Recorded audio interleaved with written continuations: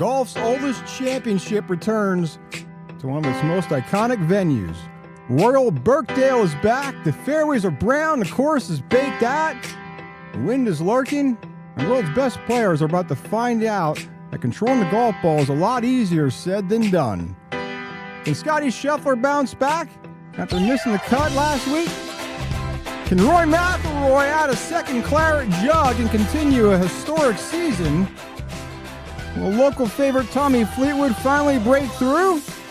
Or does somebody else write their name into Open Championship history? We got course breakdowns, weather, trends, outright, sleepers, head-to-heads, live betting strategies, full betting card for Royal Birkdale. What do you say? We tee it up. What's going on? It's Off the Hook, sports talk that pays off, powered by Pickett. Go ahead and get that Pickett app from the Google Play Store, the App Store. Sync your books, put in code OTH, come have fun with us on Pickett. I'm Tommy Trends, Mookie and Nash, hanging out, trying to stay cool because it's hot as fuck. Triple-digit heat indexes. A better way to sit inside and talk some golf as we are about to enter the final major of this golf season. It seems like we're just talking Masters with Evan Grube from Grube Golf and Woodstone Country Club, and now we're talking about the last major of the season. Time flies. But appreciate everyone hanging out this afternoon, or wherever you may be joining us from, or whoever's going to watch this replay throughout the week, because this is our complete betting guide for the 154th Open Championship from Royal Birkdale in Southport, England. Look, this isn't a first round show. This isn't a quick picks video. This is the full tournament breakdown betting guide. We got you covered from tee to green. Everything you need to know before placing a wager this week. And we'll talk about the course changes, the weather conditions, the statistical profile of past champions, the players that fit this course, the best betting angles, sleepers, fades. And we'll get you a card for this championship. And look, if you've been following golf over the last few days, you probably heard one phrase over and over again. And that would be firm and fast. And trust me, we're going to explain why it's not just a buzzword this week. But this is the biggest story at Royal Birkdale. It's not the renovations. It's the firm and fast conditions. And look, you know, it's obviously going to be Scotty, but that's not going to be the main talk. And it's not going to be Rory. It's, look, these firm and fast conditions is the fact that these players simply cannot stop the golf ball, and that's going to change everything this week. So settle in. We got a lot to get through. First, if you're new to the channel here, make sure you hit that like, subscribe button on YouTube. Follow us on X at OTH Sports Pod, and stick around to the end because we got the full card. Well, mostly the full card. The rest of it will drop on X at OTH Sports Pod. Shortly after we're off here. I got a couple of things I want to check off, but I'll give you most of my picks before we get out of here. And before we get rolling, a quick programming note. This week is a huge week here for Off the Hook Sports, and tomorrow is a big one, and you're not going to want to miss this one. Tomorrow we are launching the AFC East preview edition of Fourth and Goal. That is our new football series here on Off the Hook Sports. And we have a special guest to join us tomorrow. Dustin Sweetelson from VSiN will be joining us, and we'll be going through the AFC East preview. We'll go through division futures, season win totals, early NFL betting angles heading into the season. So listen, if football is your thing, make sure you're back here tomorrow, 5:30. Great conversation with Dustin Sweetelson from VSiN. Can't wait. Super excited to have him on the program. And we'll tackle everything. That is the AFC East. Our NFC West preview is up right now on our YouTube page at OTH Sports Pod. If you missed it, it's up there on the playlist. We went through the NFC West, started with the Super Bowl champion Seattle Seahawks division, and then we'll get the runner-up division, and then the next 6 weeks will be more football. We'll do one division each week that'll get you up to the start of the NFL season. So tomorrow, 5:30 Eastern, we are lucky to have Dustin Sweetelson on the program tomorrow. So that would be a good one. Do not miss it. But look, today it's golf and more golf and lots more golf because the Claret Jug is on the line. Royal Birkdale is ready. So what do you say we find some winners and tee it up here and get this another edition here of Tee to Green started and off the hook. And look, this is going to be so much information. This is all golf. And we told you this is going to be a full tournament betting guide so that you can use this throughout the weekend as you're betting, as you're live betting. And we said it's the final major championship of the season, the 154th Open. Golf's oldest championship, Claret Jug on the line. And look, Royal Birkdale, we haven't been back there since 2017 in Southport, England. This is the 11th time they're hosting an Open championship. And look, before we get into, Scheffler and Rory and the betting cards, what do you say we start with a feel-good story because this tournament has some interesting stories surrounding it, and the first one here that we want to go over is most of you probably gonna not have heard of Joe Dean because I didn't hear Joe Dean until I saw the article the other day. But earlier this week, Joe Dean punched his ticket to the Open Championship through final qualifying. And when reporters asked him where he was staying this week and asked him if he had any lodging, and he said, no, I don't have any lodging for this week. And there you can see it. Joe Dean, it doesn't have any lodging. He's sleeping in his car at the moment. Now, Dean is a former truck driver, and his fiancée, Emily, was on the bag during qualifying. And they're getting married next Tuesday. So he qualifies for the biggest tournament of his life. He's about to get married. Talk about chaos. Planning a wedding, about to get married, and he qualifies for the Open Championship. And he's trying to figure out where the hell he's sleeping this week. So Joe Dean, hey, maybe you take a flyer on him. We'll go over odds for Joe Dean and the rest of the field. But dude's literally has no lodging and nowhere to sleep. So good on him, though. I mean, what a way to start the tournament with a good story with Joe Dean. So, look, some of these guys are arriving on private jets and have their own chef and coaches and physical therapists, trainers, a whole entourage. And this guy's just looking for a hotel room, a place to sleep. Hey, look, that's why the Open is a different tournament. You don't get stories like this at Bay Hill or Riviera. You only get this kind of stuff at the Open. So Joe Dean gets to take on one of the greatest championship venues in golf at Royal Birkdale.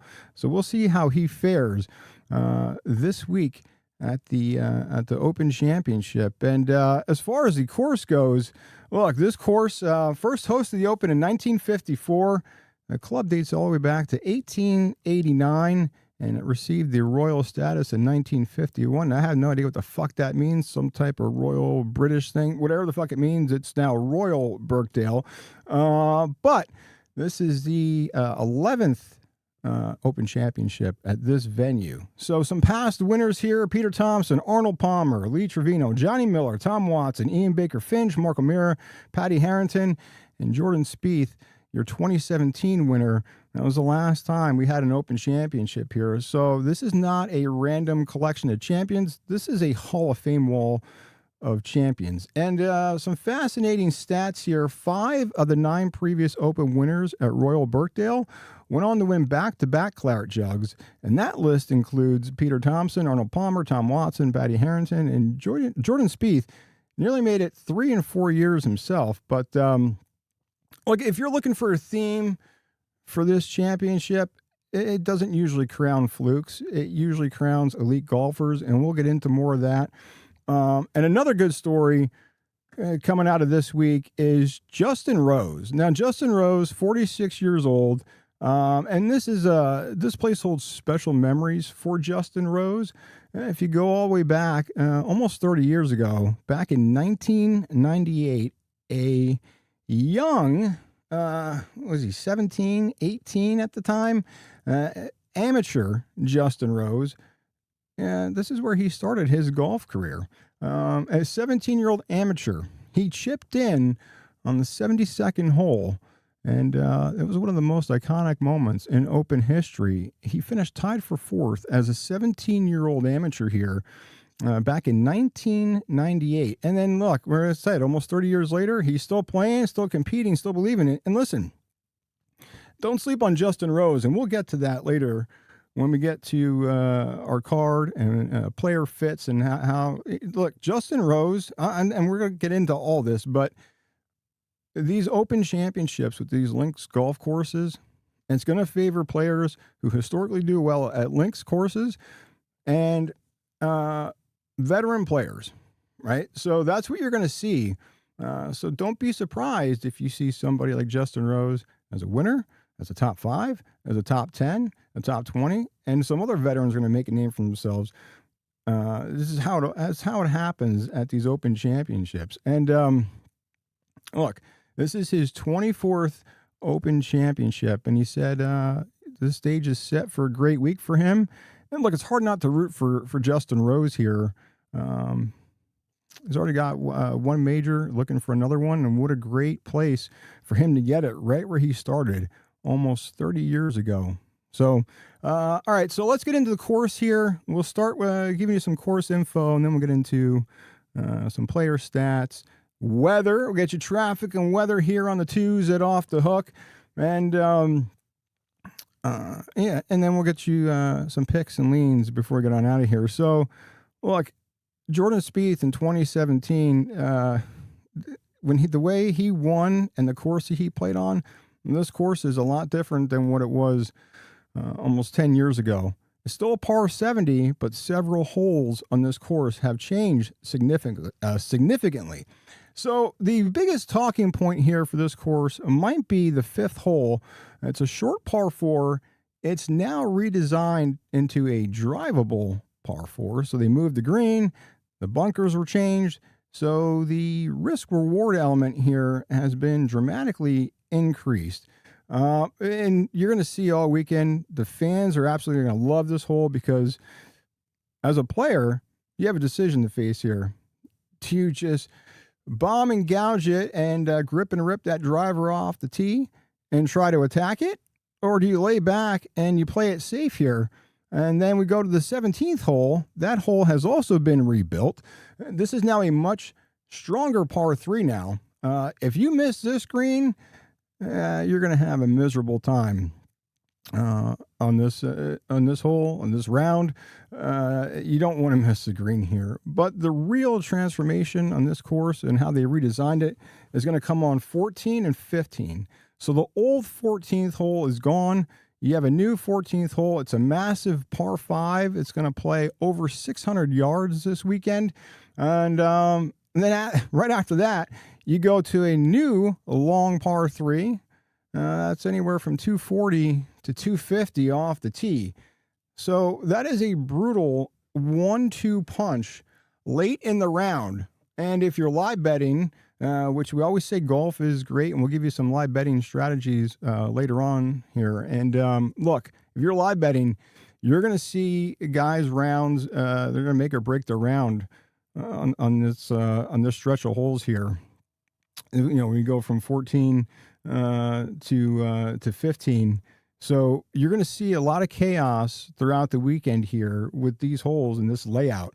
And look, this is kind of what I love about it, though, right? So the way they changed this course up, this really emphasizes long iron play here. And everybody's talking about distance and they talk about putting. But look, when you're standing 230, 240, I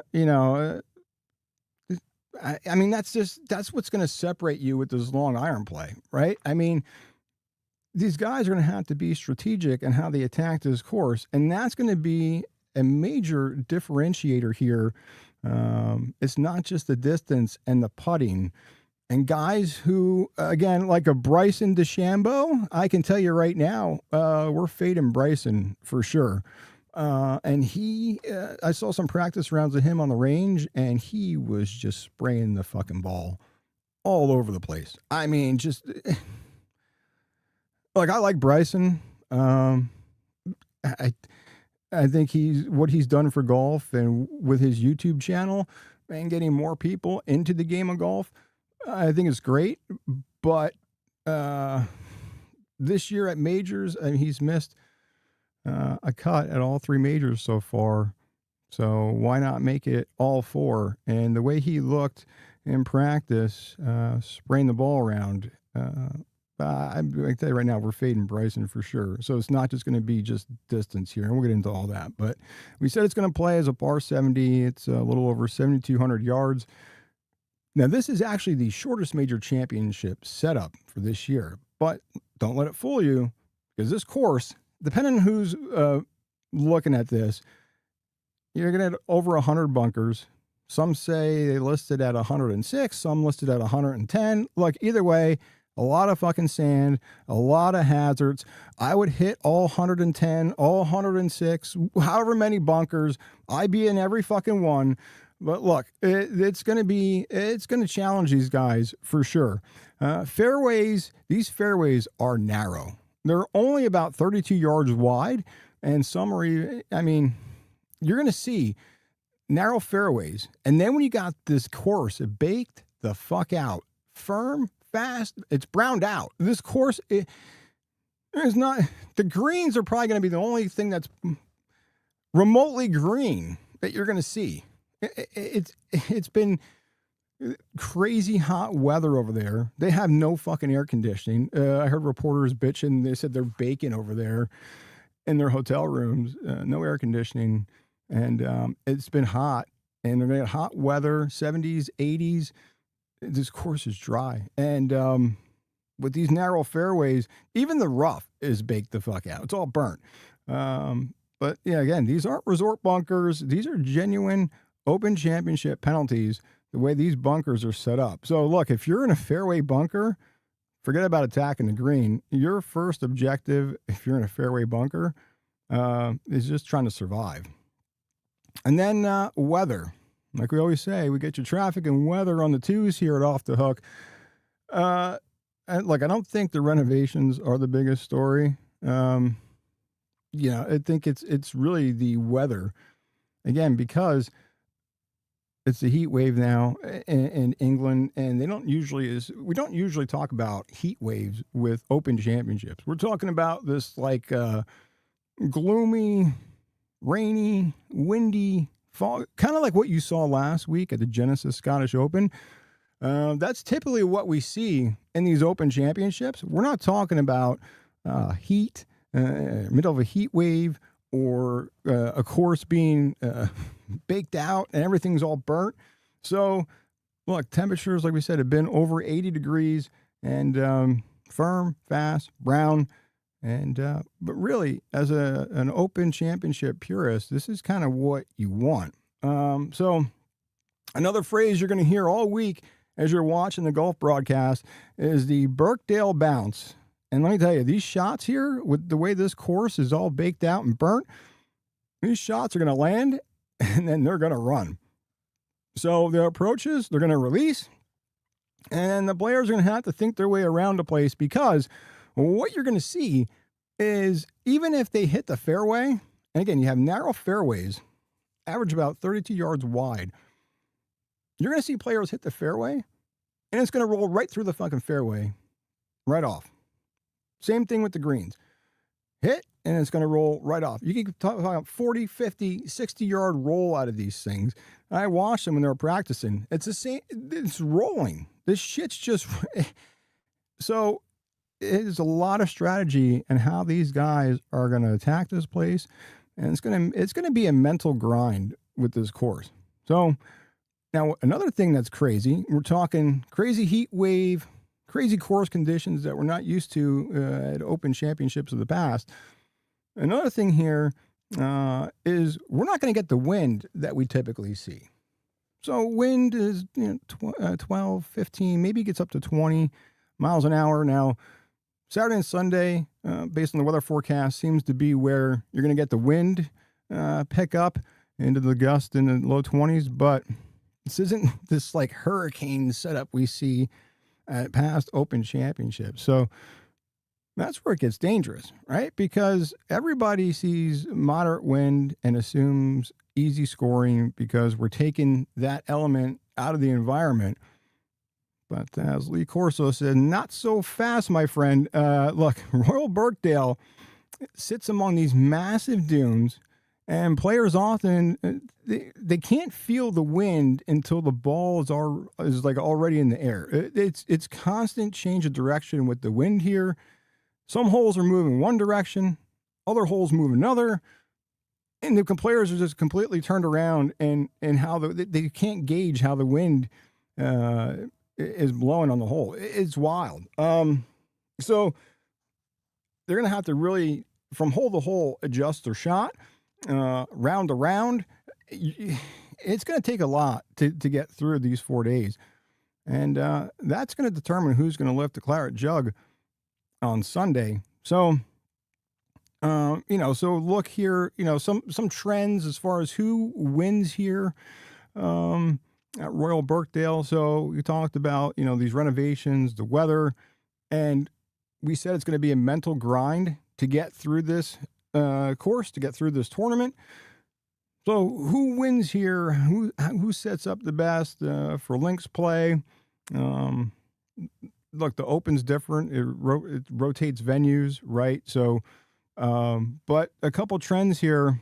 One of the strongest trends, if you look, what we talked about, the last 4 Open Championship winners have finished 15th or better in the Genesis Scottish Open the prior week, right? So, so that's a big one that we hammered that all week last week and said that's going to be a big factor, or at least last week's Genesis Scottish Open would be a scouting tournament, so to speak, to see how these players are playing on these links courses, and that would determine how they fare then coming into this week. So one of the big things to look at here for this week is this is a list of players who had top 10 finishes in their previous 5 events leading up to the Open Championship.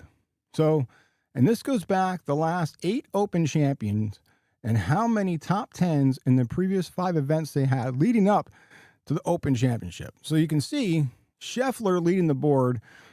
He was your winner last year. And prior to that, he had 5 top 10 finishes in the previous 5 events before the Open. And then you have Xander, who had 3 in 2024. Harman had 2. Cam Smith had 1. Colin Morikawa, we'll get to him. He's an interesting, might be a sneaky play with Morikawa. He had 4 in 2021 before he won it. Shane Lowry, he had 3 in 2019. Of course, 2020 was the COVID year when we couldn't do anything. We had to stay locked in our fucking house, but whatever. And then you have Francisco Molinari had 2, and your winner in 2017, the last time we played here, Jordan Spieth, had 2 top 10s in his previous 5 events leading up to the Open Championship.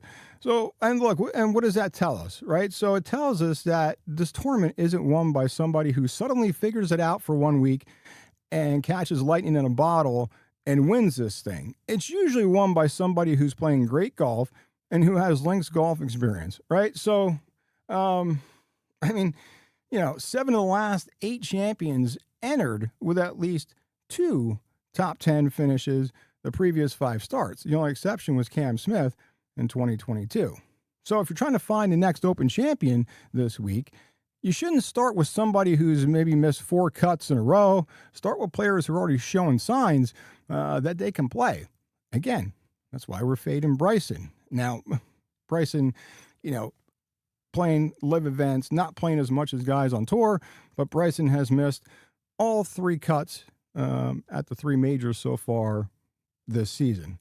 And if you look too, We kind of alluded to this. Another trend here, the best players in the world are actually starting to dominate this championship again.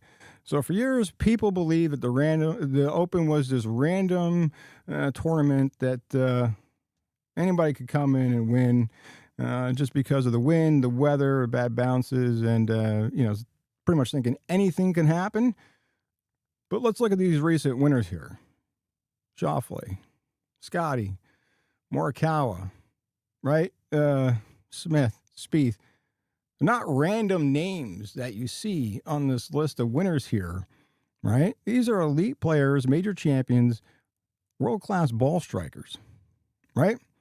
And then you look at the two best golfers in the world right now. Now, and we'll get to betting odds when we go through the card, but from a betting market perspective, Scotty Scheffler, right now, I think it's Profit X. You can get like 8-1 odds on Scheffler as an outright winner, and then Rory is right there at 10-1. But if the eye test from, and I'm not a Rory fan, and I won't bet Rory. I'm just not a Rory fan, and especially what he said last week, when he hits a bad shot and he's like, I'm so bad at golf. Dude, shut the fuck up. Like, it's the dumbest shit. I just can't stand, but he's playing great golf, and he's probably, hate to say it, but he's probably I'll tell you who the top ranked player, in my opinion, or the two top players, like 1A, 1B coming into this tournament are. Rory's probably the second, and Scheffler, it's still Scotty Scheffler, so I'd say he's still third. But statistically, these are the top two players in the world. From a betting market perspective, I feel like Rory has a little bit of advantage over Scheffler here, just recency bias with that, right? But if you look here, how they fared in the last 5 Opens, I mean, you can see it there. Scheffler last year, of course, he won it. 2024 tied for 7th, 2023 tied for 23rd. 2022, tied for 21st, and 2021 is tied for 8th. Then you look at Rory, last year is tied for 7th, 2024 he missed the cut, tied for 6th in 2023, 2022 he was 3rd, and 2021 tied for 46th. That's pretty good consistency, right? Outside of that missed cut for Rory there, he's been in it every year. Right? He's a past Scottish Open winner, won at Royal Liverpool, multiple winner on links courses. And he's proven year over year he can handle this style of golf in these courses. And Scheffler, right? You hear a lot of people still talking, can Scheffler figure out links courses? How's he going to do? Oh, we just went over his results. I mean, he won it last year, and the year before he was tied for 7th. Okay. In 2023 and 2022, he was still top 25. And then 2021, he was tied for 8th. But yet people are still not giving him the respect and saying he's still trying to learn how to play. I don't think that's somebody who's learning how to play a links golf course. And it's not somebody who's new on the scene here. It's somebody this year who's coming in as a defending Open champion. Probably not how he wants to come in as a defending Open champion, kind of limping into this tournament, not playing his best golf. But look, it's a new week. He missed the cut last week, gave him some extra time to prep and play some rounds here and get familiar with the course. And to be honest, him playing here earlier in the week than some of these guys who were still in the mix last week, the weather hasn't changed. So his practice rounds to the opening round, to the final round they're going to play, he's seen the same conditions. So if he had good practice rounds, Scheffler's still got to be in the mix, right? And then when you look, let's take a look. So we'll go back to 2017, because this has to do with player profiles and what matters here, how to win this week. Now, Jordan Spieth, when he won here in 2017, let's look at the characteristics of how he fared. His greens in regulation for that week, he was tied for 3rd. He was 4th in scrambling. He was 3rd in par 4 scoring, 1st in par 5 scoring.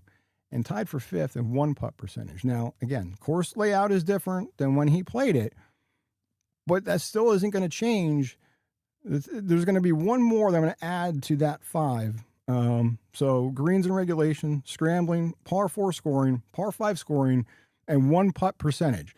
Those are the things you're going to want to look at as far as who's going to be able to get around this course and who's going to do well here throughout the 4 rounds. So, and that tells a story when you look at this, right? He hit the greens, he scrambled when he missed, he dominated par 4s, dominated par 5s, and he converted his opportunities. And it sounds simple, but I mean, that's the blueprint here. And when you look at this course specifically, Royal Birkdale, certain categories start appearing over and over, right? We talk about strokes gained approach. Not shocking, approach play is king. We said it, iron play. Firm links conditions here, small targets, deep bunkers. Talked about the runoffs, these pop bunkers, these uneven lies. Everything starts with iron play. Look, if you're having a bad day with your irons and you're not controlling it, you're not going to win. Driving accuracy. We said it's not a bomb and gouge course. Can length help? Sure. But fairways matter at this particular course and how it's set up. If you're missing fairways at Royal Birkdale, it doesn't mean rough. It means sand with all these bunkers. And even if you're missing fairways, because this course is so browned out and it's so baked, even the 4 to 5 to 6 inch rough that you have, the ball's going to roll right through the fucking rough. So it's not going to be as penal as other Open Championship setups, the way this course is playing with the weather. Another stat here, it sounds simple, but bogey avoidance, right? A lot of people focus on birdies and, taking advantage of a birdie opportunity. But I don't think so. I think when you get to these Open Championships, we saw it at Aronimink, right? We saw it at the U.S. Open at Shinnecock. You just want to. I mean, it's all about, look, can I get a par, get off the hole, and survive, and just card a bogey-free round. You pretty much take your par, move on, survive the hole, and tee it up at the next. I mean, right there, the stats on the screen. Spieth, 4th in scrambling. It's not an accident, right? Everybody misses greens here. Around 5,000 square foot of greens. You're not going to have these giant greens that you had at Aronimink, which was like 7,000, 7,500 square feet. Look, you miss here, you better be able to scramble. If not, you're in trouble. And guys are going to miss. They're going to miss when the conditions aren't all browned out and baked out from the weather, just by the way the course is set up. They're going to miss even more now because the green isn't going to hold anything. It's just going to run right off. So really the difference here is really, in my opinion, is who's going to turn the bogeys into pars, just survive the hole and move on. Strokes gained around the green. Look, links golf, it's really a creativity contest when you look at it. Bump and runs, they're going to be putting off the green, low spinners, knockdowns. If your short game is one-dimensional, pack your bags, you're in trouble. I'm leaving early, for sure. And look, putting's still going to matter, but I don't think it's going to matter the way that people think. These greens are generally going to be slower than what players have seen on tour all season. So players that, if there's strong performances on slower surfaces, those players that do well on these slower surfaces, they're going to deserve a little extra attention this week because they're going to fare well here, just because these greens are going to play a little bit slower. So, and then we talked about the wind Not everybody's good with wind. Now, we're not going to get the crazy winds we typically get. We said, 12, 15, maybe gusts to 20 miles an hour. But who's going to gain strokes in these windy conditions, especially if the forecast holds out where Saturday and Sunday are going to be the two windiest days of this tournament? You got to gain strokes here in these windy conditions. Some players panic. Some players fight it. Some players embrace it. One player that comes to mind in the wind is Justin Thomas. Now, he's played better this year. You got to remember Justin Thomas had back surgery early on in the season, got a late start to the season. But considering how he's played over the past couple seasons on tour, this year he's played better. Much improved this year compared to the past couple years. So a player that does well in windy conditions and comes to mind is Justin Thomas. So maybe you want to keep that in the back of your mind as you're looking at your betting card, trying to fill out, some top fives, top tens, first round leaders, things like that. But, how you perform in these windy conditions has become one of the strongest predictive indicators for Open success. Now, again, not as bad this weekend, but it's still going to be a factor. And then let's just look at the player overlap, where this is where things are going to get interesting when you look at some of these categories. So, we said it: approach, accuracy, bogey avoidance, scrambling around the green, putting, and the wind. And the same names will start appearing again and again. And those are really the keys to this. Another thing that I would say here is going to be your. So we talked about the narrow fairways, right? So another thing that when I was watching these guys, and specifically Bryson, is how he was spraying everything. And I was looking here, I'm like, all right, so what's another thing outside of these five categories? The distance from the edge of the fairway, I think, is going to be another category to watch.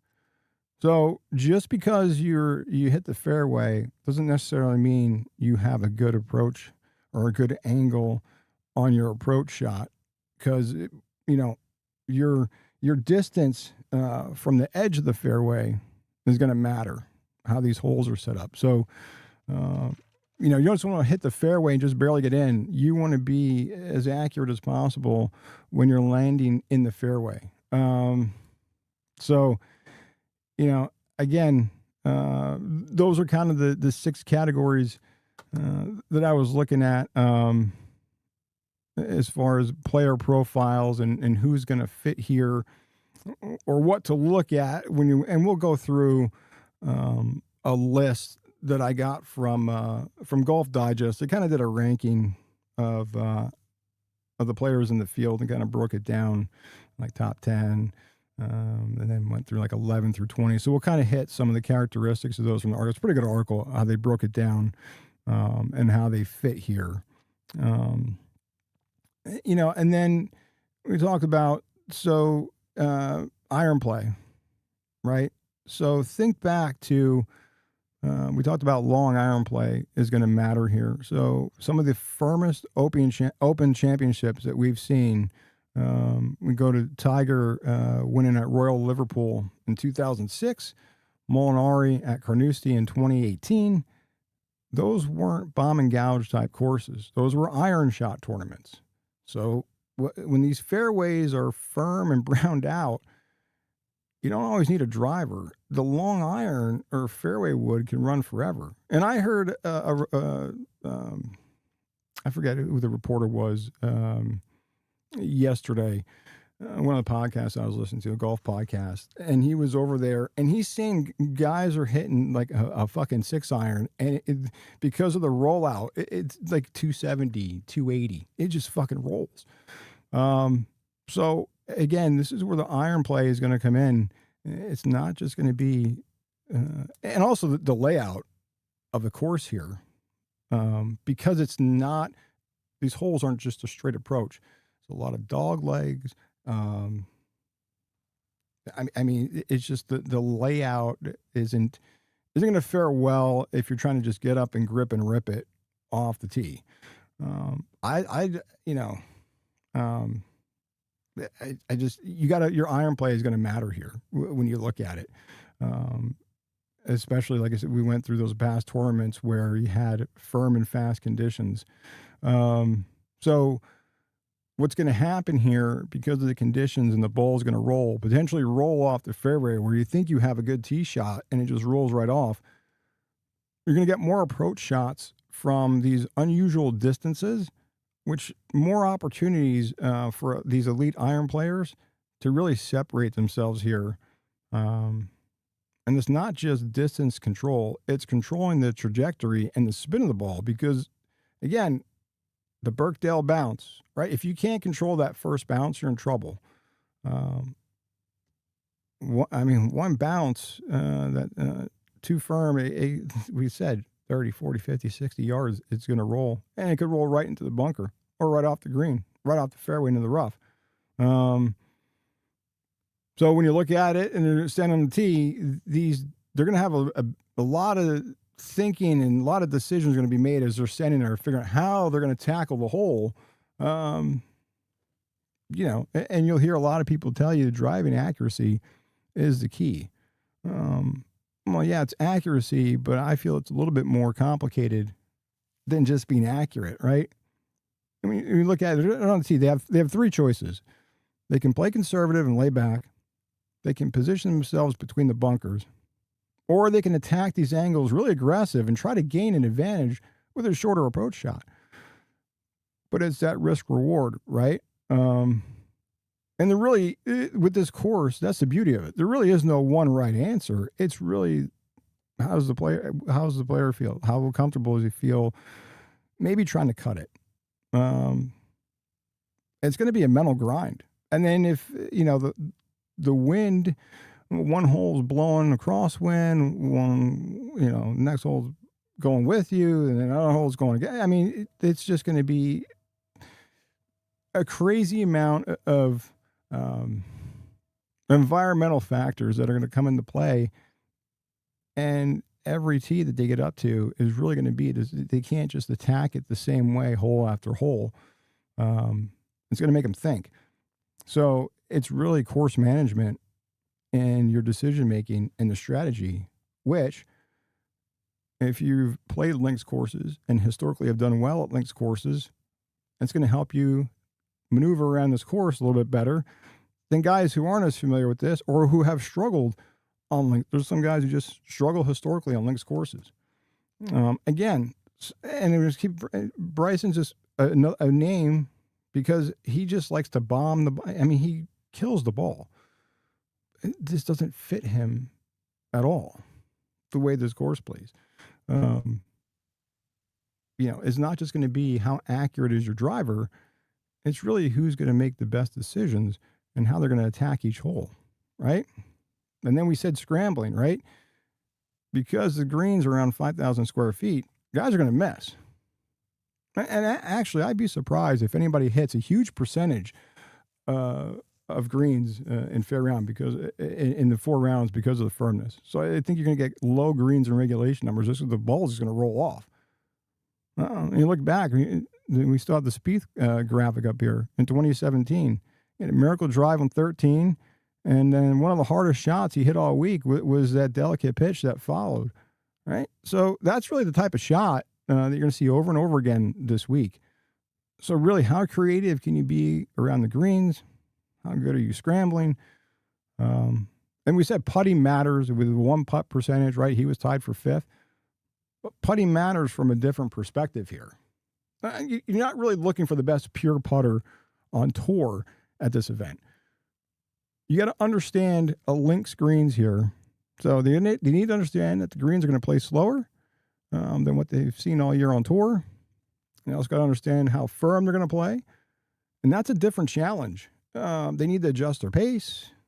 They got to be able to read the subtle breaks in the greens. And they're going to be you're going to see guys putt from well off the green all weekend. And that's where the experience comes into play on these types of surfaces. And that's where, again, historically, these links specialists tend to show up repeatedly at the Open, and we showed you the graphic. I'll throw it up again. The last, that's not it. And that's not it either. Oh, fuck. Hey, I did have it there. So you look at the names here, the top 10 finishes in previous 5 events leading up to this. But if you look at the names on this list, Scheffler, Schauffele, Harman, Cam Smith, Morikawa, Lowry, Molinari, Spieth, they're historically good links players. And that's where it's going to show here. And it doesn't matter where the Open is held. These guys who have played well historically at links courses show up. So, player profile, look, you put everything together, in my opinion. A lead iron player, they have to control the spin and the trajectory of the ball. Manage your risk off the tee, right? You got to get creative around the greens. I want someone who is going to be comfortable on these firm, slow link surfaces, but they got to be patient. Because really, it's the course isn't going to ask, who can hit the most spectacular shot, the longest drive. It's who can handle these difficult bounces without losing their fucking mind. Now, we've seen Jordan Spieth, he gets animated. And we've seen other players get animated. Terrell Hatton.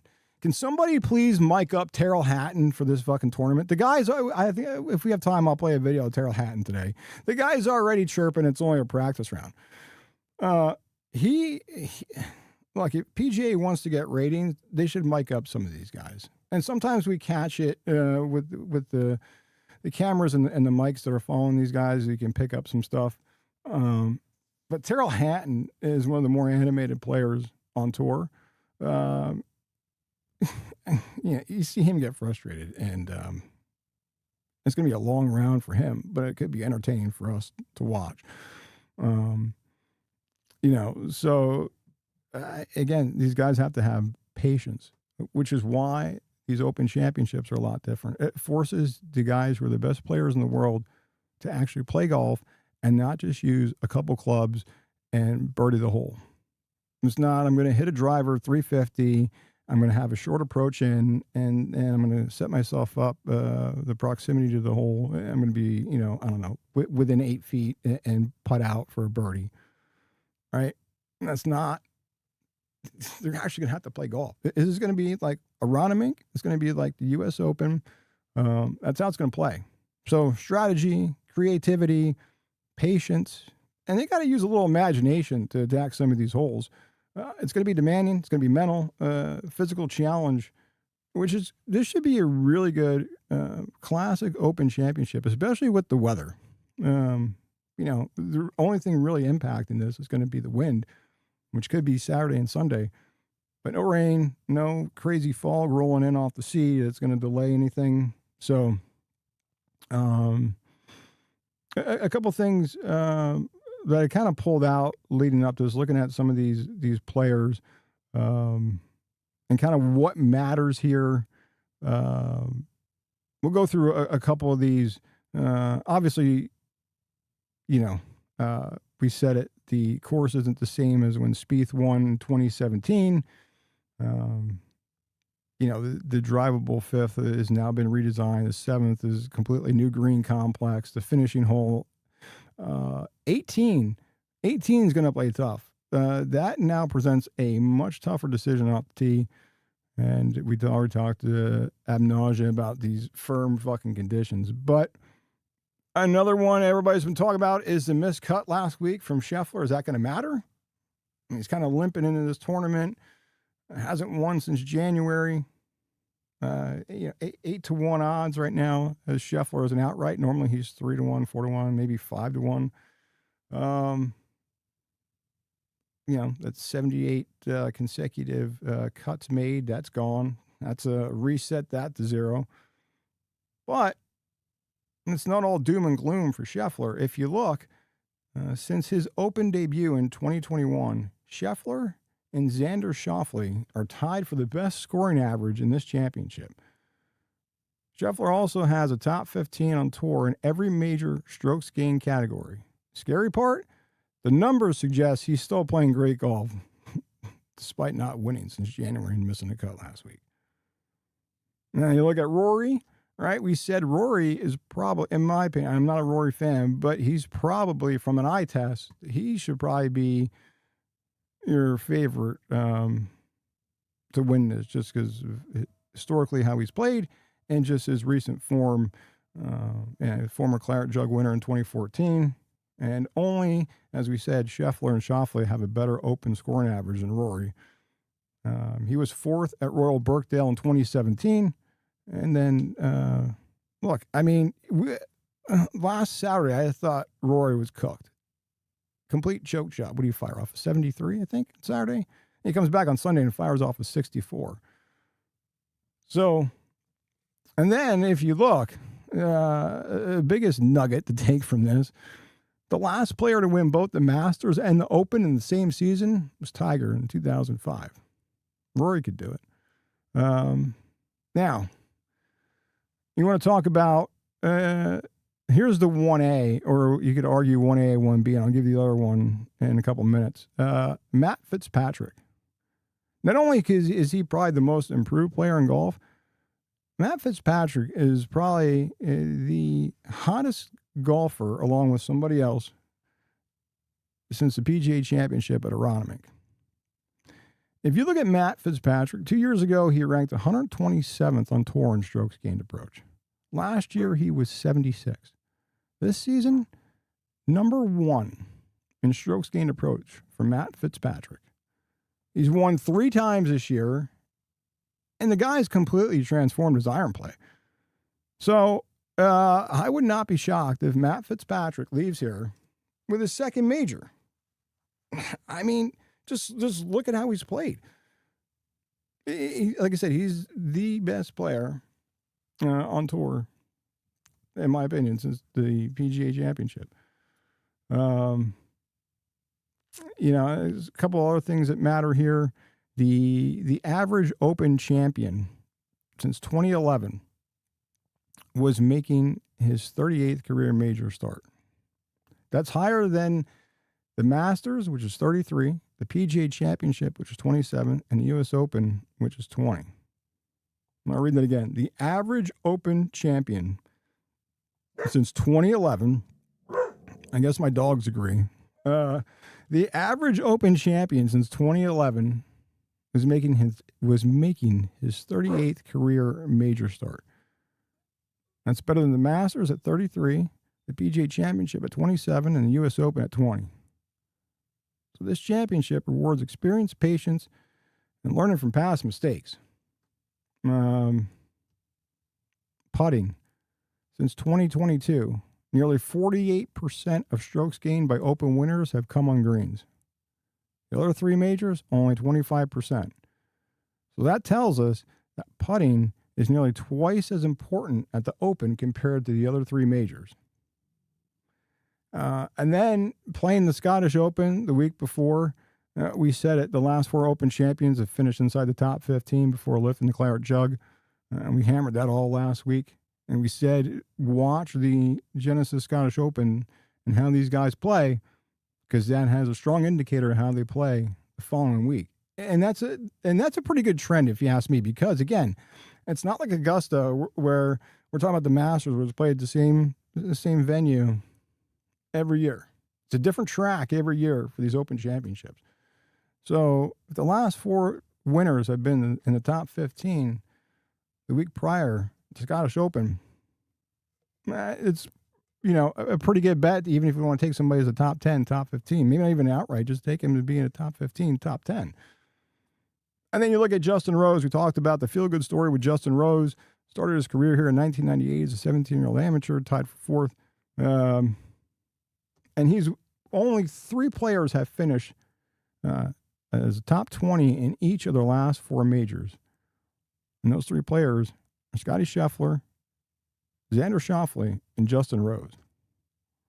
46-year-old Justin Rose is one of 3 players who have finished top 20 in each of his last 4 majors. To me, I like the guy this week a lot. I like the storyline behind it. It's got like Netflix story or ESPN 30 for 30 all over it. I mean, there was quite. I questioned it after the Cadillac or it was at the Cadillac Championship at Trump Doral where he changed his irons. He basically was like a free agent from an equipment standpoint, was just playing a mixed bag of shit. And then he signed a deal with McLaren. Now, I mean, the guy was one of the best. He's been one of the best iron players on tour. But I questioned the change, and I'm like, all right, now he's playing with fucking McLaren irons. How's that going to fare? Well, not so bad. Didn't really change his game too much. And then we already talked about Bryson. Missed the cut in all three majors. Nick Faldo pretty much slammed him, saying it's like, what do you say? He's like he's going for like the miscut slam or something. I forget what he said. I didn't look up the Nick Faldo clip. But he pretty much was banging on Bryson because he missed all three majors so far this season. And if he misses this week, he'll become the first multiple major champion under 40 in the modern era of golf to miss all four majors in the same season. There's another side to that story. Last year at Royal Portrush, he opened with a 78. He was horrendous. And then he played the final 54 holes 16 under par. So the guy has the talent. Can he put it together for all four rounds? That's the question. And again, the way this course is set up, and looking at seeing him practice and spraying the ball off the tee, it's not looking good for Bryson. But then again, you never know. I mean, like I said, he shot a 78 last year, and then the final 54 holes, he was 16 under par.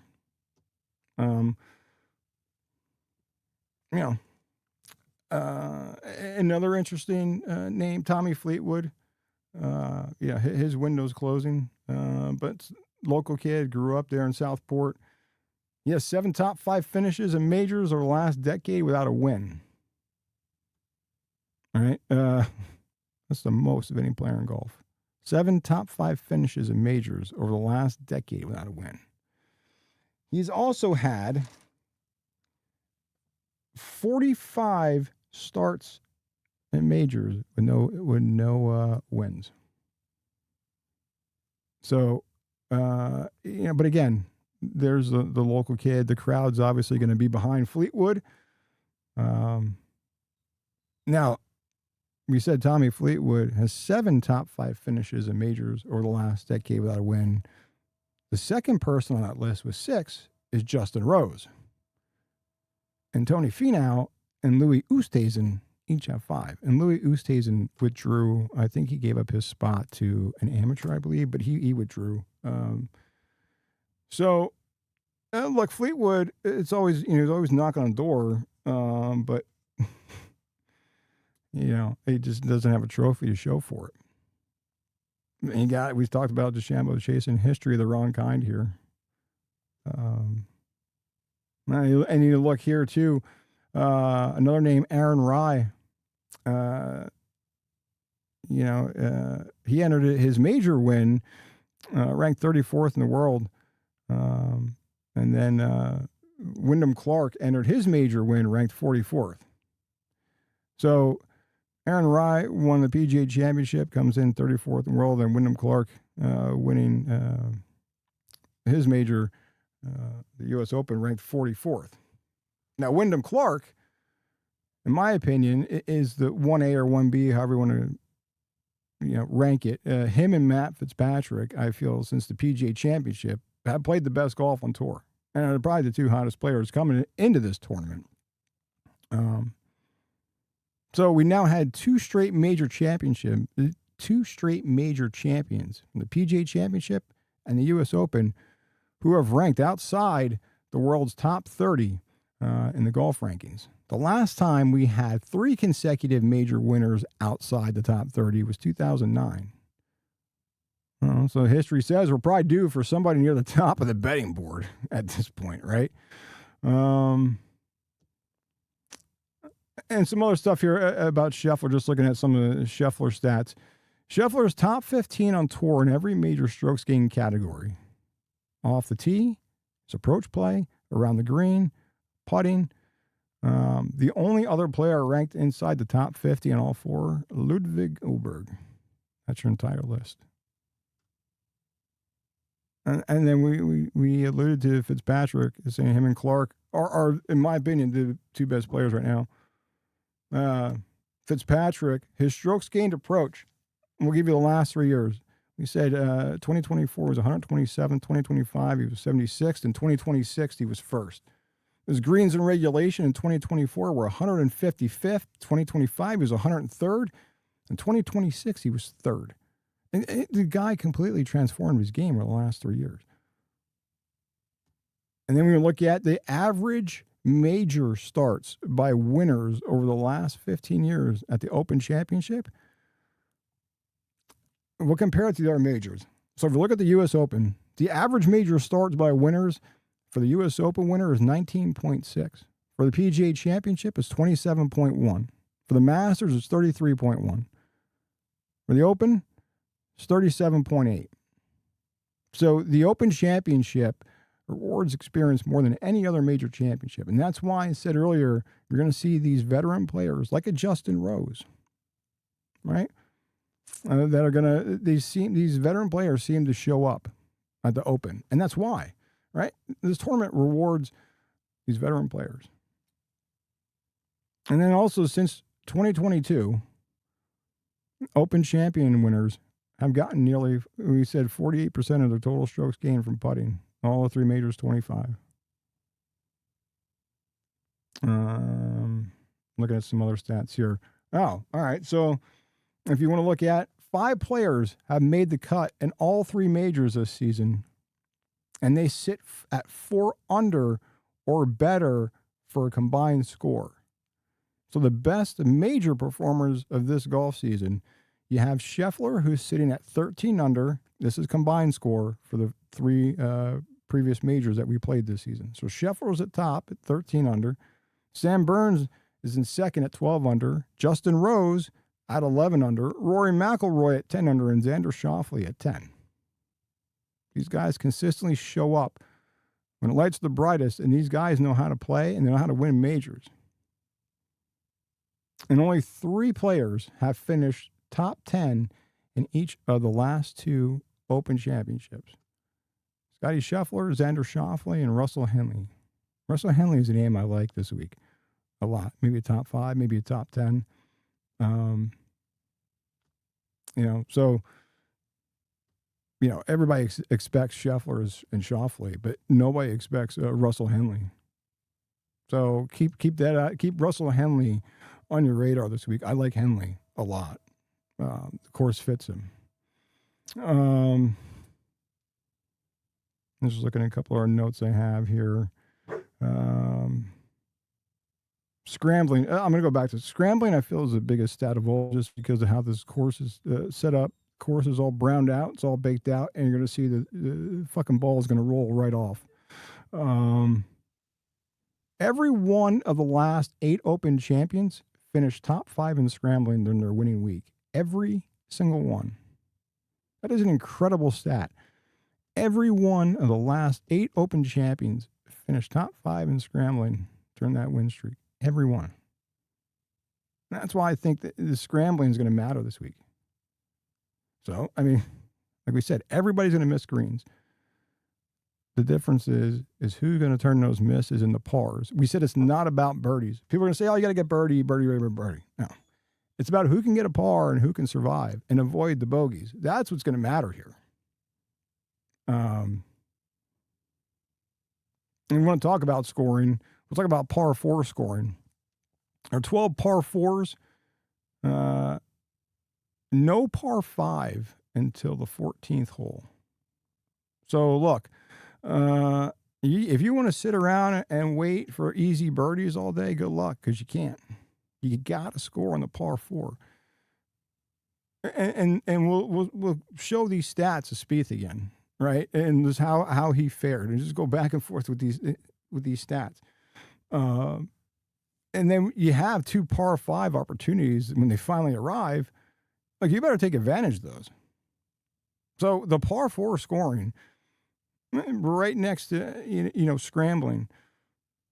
You got to take advantage of the par fours because you don't have many par fives here. And then, as far as putting, look, you don't need the world's best putters here. You just got to save par and avoid the bogeys, right? And you need to be able to convert these 6, 7, 8 foot putts, maybe even some 10-foot putts, because when the opportunities show up, you got to capitalize or you're cooked. And then we said that sneaky one is the distance from the edge of the fairway. It's not whether you hit the fairway. It's really how bad you're going to miss. You can manage the small misses. The fairways are average of 32 yards wide. It's not wide at all. But a big miss off the fairway, like how Bryson was in practice, it could be a fucking disaster. It would be a long round if you're spraying shit left and right. Even though the rough isn't going to be as penal as some other Open Championships because of, again, the heat, the course is dried out, the ball is going to roll, and it could roll through the fucking, again, you're still, the distance from the edge of the fairway is the sixth category that I would add to this screen and how that's going to matter there. So we said it's not accurate. It's not distance where you're just going to get up and grip and rip. It's accuracy, it's placement, the trajectory control, distance control. You got to be creative here and that short game and that scrambling. So my opinion, it's probably not going to be the longest hitter in the field. I like Chris Gotterup, but I think Gotterup's going to have an awful time this week. I could be wrong. I hope I'm wrong because I like the kid. I like his game. But he likes to get up there and fucking grip and rip. And again, this design of the course setup, it's not favorable. If he's not one-dimensional, it's a bad word to say he's one-dimensional, but it's just that he just likes to get up and grip and rip. You shouldn't be hitting driver on every hole, right? So. Maybe he'll do well. I hope he does do well. I mean, he won the Scottish Open last year, did well this year, but this course plays differently how it's set up. One thing to note that I did find interesting as far as a course fit is the way the course is set up. So the layout of this track is going to favor players who like to move the ball left to right. So especially if you look at a right-handed golfer, players who naturally hit a fade. So this left to right movement and how they like to move the ball, that's going to favor guys here. So keep that in mind as you're watching the opening round, as you're watching the second round on Friday, heading into the cut line, then heading into the moving day on Saturday. Watch how these guys, especially these right-handed players who naturally hit a fade, the layout's going to favor them. And when you look at holes 13, 14, 16, 18, that's going to create a lot of opportunities for players who can shape the shot from the fairway. Because we said it's not a straight on, straight away driver swing, grip and rip. The holes, there's a lot of dog legs. There's a lot of directional changes. So controlling the ball flight, that's a major advantage. So the players who, like we said, can shape the shot from the fairway, who can naturally, these right-handed players who can naturally hit a fade, the layout is going to favor these guys.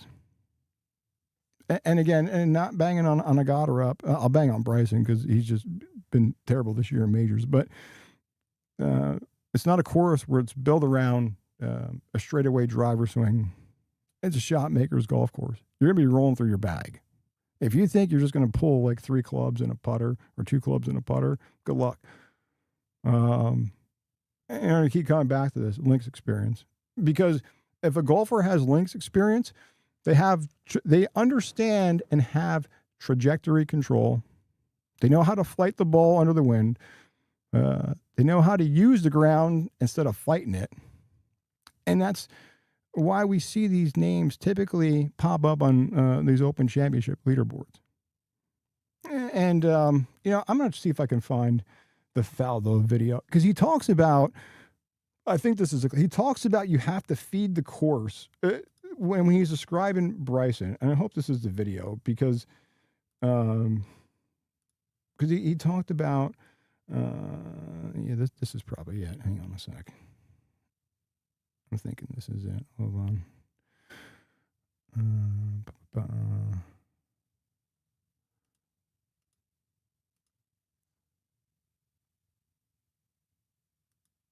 He has, I'd say it to his face, he has zero clue of strategy. Bryson DeChambeau, Sir Nick, is playing alongside Scotty Scheffler. 3 missed cuts in the 3 majors so far, going for an unwanted calendar slam of missed cuts. What's going wrong for Bryson in the majors? Slam, isn't it? We've got to name it. What's happened to him in the majors? Because he's still doing it in Live. Yeah, it's classic. That's a whole part of the story. How they're superstars that Live, then come over and can't do it. So that's all another story. And then they go back to be superstars. He has, I'd say it to his face, he has zero clue of strategy. I mean, you don't. He said it last year, and I think on TV, I'm going to go out and attack the links. Well, I've never attacked a link. You thread it, don't you? You feed it down the fairway. It's really important. You look at humps and bumps and everything. If I send it over and feed it, it nudges back into play. You don't think, I'll just boom it down there. Can't see where I'm going. It's 20 yards wide. Oh yeah, good luck. I mean, on all this. Even if it's fantastic, it lands on a corner of a divot, you still miss the fairway. So you've got to think, how do I get it on the short grass? It is so important. And here stand up and just keep bombing away, and they think, they got, get it further down. But you can be completely blocked out on a link. He has. Listen, he said you thread it and you feed it, right? We like Nick Faldo. I like Nick Faldo. Like him or hate him, he's got 3 fucking claret jugs. So, again, feed it or thread it and feed it, right? Or Bryson, it's not his game. That's not what he does. It's just not. Maybe he'll do well, and maybe, but I haven't looked at the number yet. But if I can find a good number, I'll take Bryson to miss the cut for sure.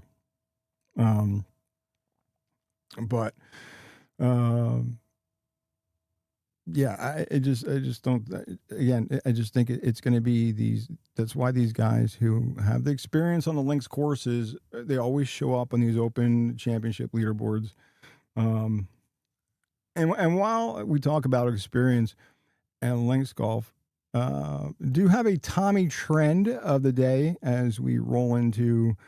The eve before the Open Championship starts at like 1:35 Eastern time. So set your fucking alarm clocks. If you're a fucking maniac or insomniac or whatever, or you're on the West Coast, good on you, because you don't really have to set an alarm clock. You can catch some late night golf action for you, but early morning for us here on the East Coast. So an interesting Tommy trend for this Open Championship. So an English golfer has not won the Open Championship since Nick Faldo won his 3rd claret jug back in 1992. Let me say that again, England. The birthplace of many of the game's greatest players hasn't produced an Open champion in 34 years. You want to get a little crazier than that? I'll give you a twofer on a Tommy trend. An English golfer hasn't won the Open on English soil since Tony Jacklin in 1969. It's over half a century. I'll read them to you again because that's worthy of a repeat. Run it back. An English golfer has not won the Open Championship since Nick Faldo won his 3rd claret jug in 1992. And then the craziest one, or even crazier than the Faldo one, an English golfer has not won on English soil since Tony Jacklin, 1969. Over half a century. It's wild. Could the drought end this year? Because there's 4 names that immediately jump off the page when you look at the hottest, or the, I'd say 3 of the 4 are hot. The 4th is hit or miss. But English golfers, it could be in the mix to break this drought. We already talked ad nauseam here about Matt Fitzpatrick. Look, he should be on your card as at least a top 5, top 10. in my opinion, because he's on mine. Tommy Fleetwood. Like we keep saying, Fleetwood keeps knocking on the door, but never comes home with a trophy. Might be the year. He's got the hometown crowd behind him. He knows the condition. And again, it's his 45th major start that he's still looking for his first major championship. What a better way to get it in his backyard. But the best story that I'm hoping for is the veteran Justin Rose, former major champion. I mean, look, he caught the world's attention here at Royal Birkdale as a 17-year-old amateur. He tied for 4th. And then Terrell Hatton, one of the most entertaining golfers. He is one of the best links golfers in the world in this field. Never afraid of difficult conditions. Now, here's what scares me about Terrell Hatton, because I thought about taking a flyer on Terrell Hatton, and then Terrell Hatton this afternoon, I believe this was this afternoon, he comes out and is talking about where he's going to be. And let me see if I have this video, because this is why Terrell Hatton should be mic'd up the whole time. This is the whole tournament. Just and look, that's another thing with this tournament, with this streaming shit. I can't keep track of like when it switches and it goes from like ESPN Plus to like the Golf Channel to like whatever fucking stream. Now I think it's Peacock or USA. I don't even fucking know. It's all over the place. Last week it was fucking terrible. They were supposed to have the main feed on ESPN Plus. It wasn't there. It was just like featured groups. I don't fucking.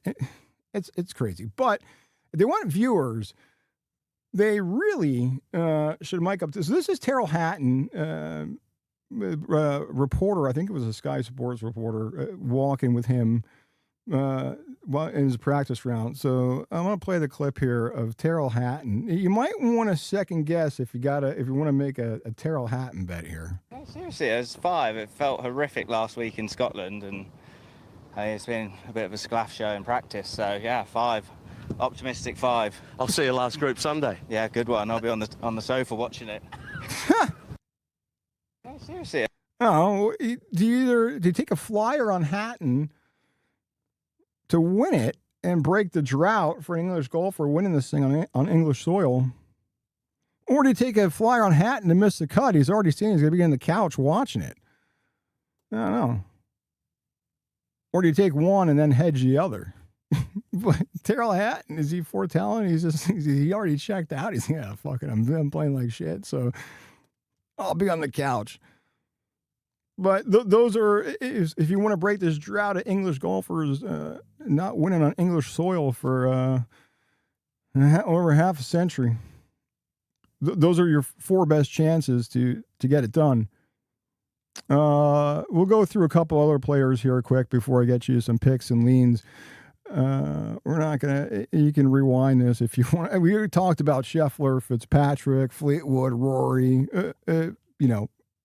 Fucking way too much. But look, the whole idea is to give you guys a complete betting guide that you can bookmark this, you can save it, and you can go back and listen to it, because we will give some live betting tips before we get out of here too.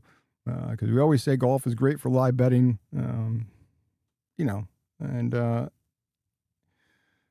I don't know. It's just, I like it. Makes it interesting. And you can really do a lot with golf. You can do head-to-heads. You can do round scores, all that. So, again, you can bookmark this. That's why we want to give you the most in-depth information, so you can just watch the replay and go back and listen to some of this. But some other players that we haven't talked about already for this like hour and 20 minutes we've already been on here. Victor Hovland. Now, Victor Hovland this year has turned his game around.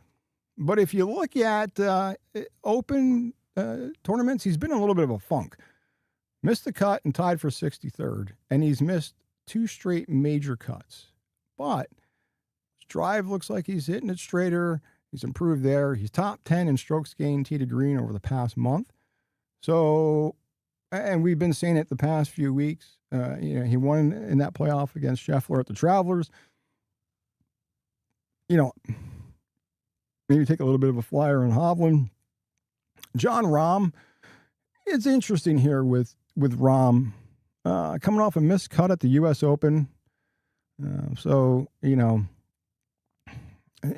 I feel like you're going to get a better performance here out of Rahm. He's a really poor start at the Scottish Open. I mean, but he battled back. His driving numbers were better this past week. He didn't hit many fairways, which if that continues this week, that's going to be a problem.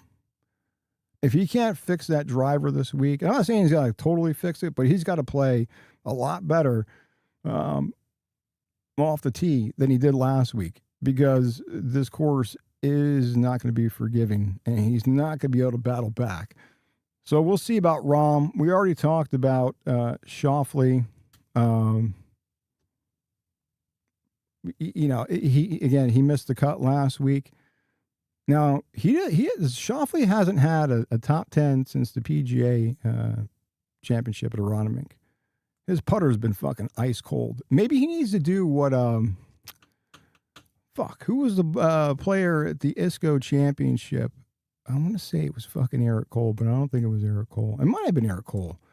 He put his fucking putter in a pot of boiling hot water the night before. And then I think he did it again going into the final round.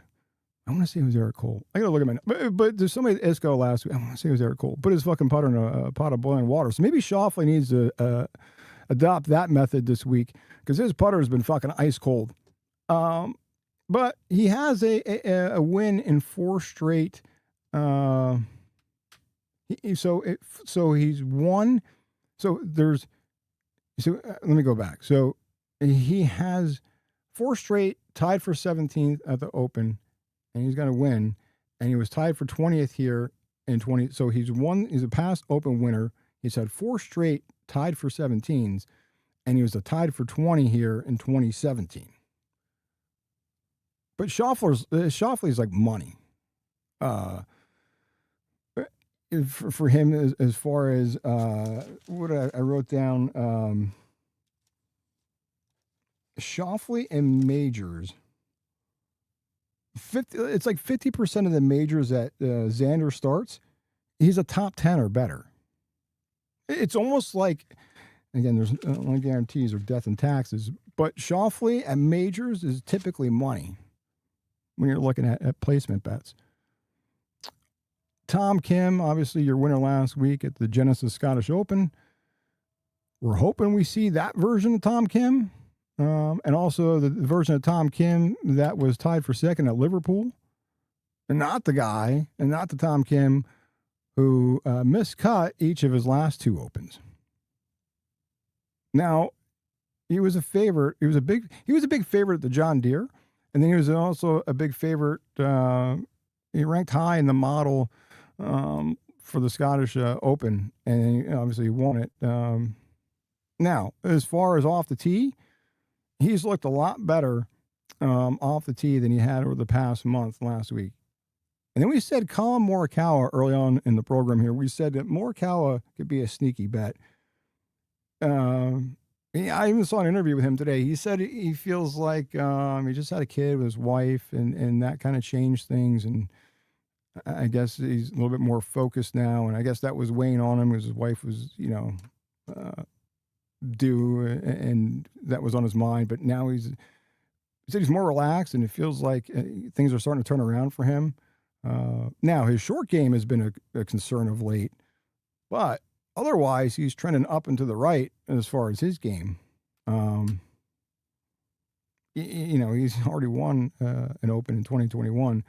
And an interesting thing, the way this course sets up this week at Royal Birkdale is a similar setup to how he won in 2021.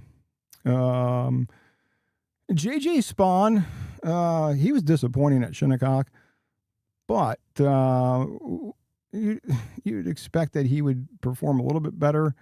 His short game has certainly been good enough. Ball striking is really going to shine typically in a course like this. Because you can't. He's one of those guys. He's not a bomber. He's not like a Goddard up or But so his ball striking should shine on a course like this. He switched out putters. I don't know if he's still using a lab putter, just a different style of lab putter, or if he switched manufacturers completely, but did swap out putters because he's been struggling there. But I think JJ Spawn, I think you get a good performance out of him. Sam Burns, I've always liked Sam Burns. I guess the next major progression you'd want from a guy like Sam Burns is the guy's got to crack a top 30 at the Open. He's never done that. Sam Burns never cracked a top 30 at an Open championship. And now I would expect that to change because he's been top 5 tee to green this past month. And Sam Burns, he's been one of the best putters out of all the guys in this event. He's actually one of the best putters in the world. We look at, he's money. But for him not to have a top 30, to ever crack the top 30 at an Open, is a pretty wild stat. So Sam Burns is another one. I like Sam Burns for at least a top 20 finish this week. I just like his game. We already talked about Wyndham Clark. I said Wyndham Clark's, him and Fitzpatrick are the two hottest putters since Aronimink, in my opinion. But you just look at the eye test. Clark, he just seems like he's in a different groove. We're getting the Wyndham Clark that we saw a few years back. I think the key for Clark, though, is how he approaches the holes, what choices he makes on the tee box, and his how he fares off the tee. That's what I think is going to determine where we see Clark finish. And sometimes Clark can be his own worst enemy. He can be a little bit of a mental midget and get in his own head. And if we see that happen, like at Oakmont a couple years ago, then we could see him packing his bags early. Justin Thomas, we talked about him a little bit early on. I said he does well in windy conditions. Got a late start on tour and a little bit of back surgery, so his tour season started a little late. But if you look at his, on tour, he's been one of the best around the greens of late, and he's actually put together 7 straight top 25s before the Scottish Open. Just one top 30 in 9 previous Open starts. But he's played better this year. Maybe you look at him as a top 20, top 25. But I think, I don't know. I think, could he crack a top 15? Yeah, I don't think he's going to be a winner, but Russell Henley, we said he might be a solid pick. He's had 2 straight top 10s in Opens. So I don't know. I like Russell Henley. His game fits this course. I think you see him do well here. I'd say fade Lowry. So we talked about earlier, Scheffler with his number as far as from a betting perspective. I can tell you one guy that I think it might be time to fade this guy, Ludwig Åberg. Look, this guy, week in and week out, it's Ludwig, and he's going to get it done. And then the guy just shits the bed and missed the cut last week. Now he's posted posted top 25 in 4 straight majors. And he is outside the top 50 tee to green in the last month. I actually, I'm going to take Åberg to miss the cut. I just got to see where I can get the best number. And I can tell you, I'm taking him to miss the fucking cut. I'm tired of putting money on him, and he's just disappointing week in and week out. The kid's got a great game. He's just got a problem finishing. And last week, he has a problem even making the fucking cut. Patty Reed, look, I don't know. People hate Patty Reed. This guy just shows up in majors. I'd say he's probably good for a top 20. Maybe he can crack a top 15 with Patty. He just seems that somehow he's like sneaky good. Like he'll be like hanging around, he'll make the cut and hang around. And then the final round, you're like, wait, he finished like 12th or he finished 15th? What the fuck? Like, I don't know. He just seems always hanging around. Look at another one. Where I said Goddard, I might want to pump the brakes a little bit on Goddard just because he just likes to grip and rip, and this course doesn't reward that at all. You can't just spray it. If you're going to try to spray it, it's more like a pray and spray for him at this course, the way it's set up.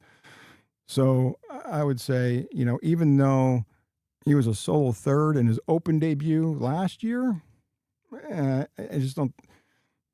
I'm not saying he's going to miss a cut. I just don't think, to finish a top 10, a top 15, something of value. I don't see it there with Goddard. We already said Bryson. You already heard Nick Faldo saying he doesn't fit. Matt Bryson to miss the cut. Why not? Why not be the first fucking guy to miss all 4 cuts under 40? Yeah, why not? Go ahead. Break that record. Add that to your fucking YouTube golf channel. Now, if you look at, or if you read anything or listen to other golf podcasts that are actually golf handicappers, which we're not fucking golf handicappers by any means, but look, we like golf. We'll talk golf, and if we can find value, we'll give you some value. But there's better pure golf people out there that are handicapping this shit and handicapping all types of tournaments and LPGA and everything. But a lot of people, different models and how they weight things, they say absolutely not for Jordan Spieth. I don't know. I have always been a Jordan Spieth fan, and I felt like if he could have got his putting together, if he could have got that together, he would have did a lot better at Aronimink. And that just has been his struggle of late. And I don't know. I like, something tells me that Spieth could do something here. Not expecting him to win, but I kind of can't help myself with Jordan Spieth. His last top 10 was at the Memorial last summer. But he has not finished worse than a tied for 40th in the past decades worth of Open championships. We already talked about him winning here in 2017, but it's a different layout, so it doesn't really matter. But I feel like that the streak that he's had, the tied for 40th or better in the past decades worth of Opens, I think he gets it done. Maybe even cracks the top 30. Maybe he gets the top 20. But I don't know. I feel like if he just could get his putting together, I feel like he could have done a lot better in some of these tournaments. Another one, too, who's typically money in majors is Brooks Koepka.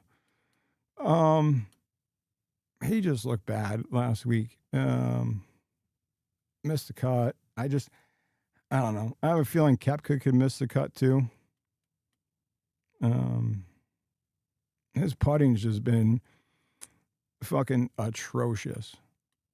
So, I don't know.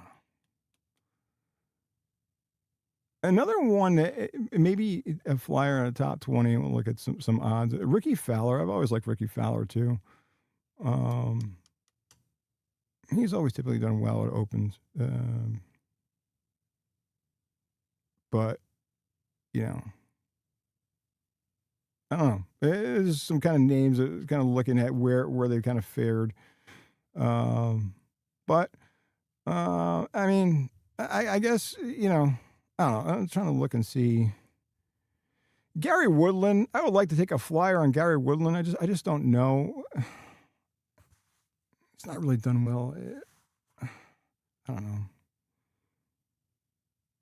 There's another Houghton Lee. I don't know. I think he was like a 200 to 1. He's got some weird numbers, but I feel like one of these long shot guys is going to make like a top 10 finish, like a Houghton Lee, or I'm just looking at some of these odds here. Another one, Homa. Homa's been playing good of late. Another name that could be sneaky good is Adam Scott. We said this place is rewarding to veterans with experience. And Adam Scott somehow seems to find his way on top of the leaderboard or in the mix. But yeah, these are just pulling some of these. Again, Golf Digest went through all 156 players and kind of just gave like a snapshot and how they fare, and how they played over the last month. But all right, look, we gave you the weather, we gave you the course history, trends, stats. And, Tommy Trend, but I guess, you guys want some info on how to bet and make some money. So let's just get into the betting card and go over that as far as how that shakes out. And I can pull up the latest odds. We'll go through the latest odds here on Pickett. Now, again, these are books that I have synced. So if you're using the Pickett app, your odds are going to vary based on what books you have synced and what books you're using. So just keep that in mind as we're going through this. And look, if you're not using Pickett, go get the Pickett app, download it at the Google Play Store, the App Store, put in code OTH, and you can come follow us on Pickett and have fun. And we said everything is transparent. Everything is right there on Pickett. So again, odds could vary based on what you're using. But to make it easy, we'll just use Pickett. And go through this because, again, that's what we use to track all the action, all the line movements. Everything is done with the Pickett app, and it makes it so much easier, especially, look, the guys who use it, it's a lot easier when you're live betting. It's a lot easier when you're not live betting, but especially live betting, you got to be fast because the lines are moving. Within a second or two, it could change. So you got to get your bet in fast. So it opens your book for you and lets you place the bet. Right there, that'll open like 10 different apps. So we'll go through some of these odds as far as the Open Championship at Royal Birkdale. So you can see we have Scheffler. These are top 10. So we said about you could do Scheffler. So here's your number right now. We talked about Rory. Now you're getting plus money. But this kept changing. So we talked about, look, you're getting almost even money with Scheffler for a top 10. You're getting plus money with Rory for a top 10. I like that. And, even Fitzpatrick, you're getting plus money for a top 10. It's almost 2-1 for Fitzpatrick. I do like that.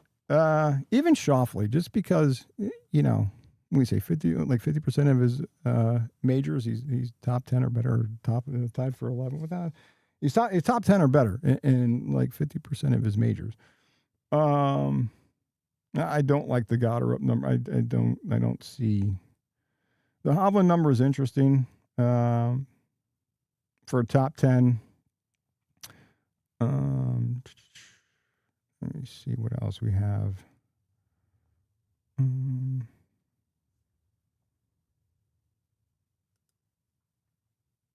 me go back to.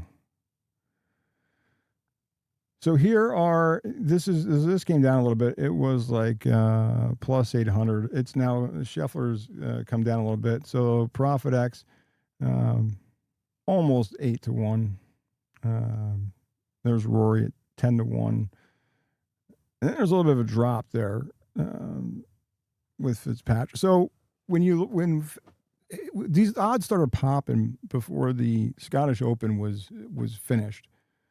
So you saw, if you looked at these lines early on, Fitzpatrick was the only one whose numbers dropped, right? I forget what it started at, but as play went on in the Scottish Open, Fitzpatrick odds were dropping and everyone else's were going up. So, I don't know, plus 1750. I think it should be shorter than that. So I like that number on Fitzpatrick as an outright. Let's take a look at some more.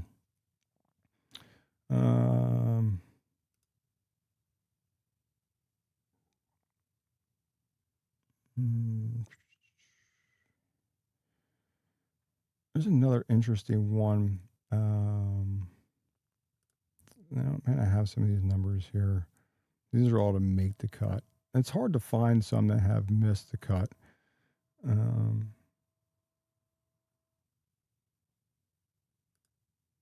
what I like here is some of these tournament matchups, right? So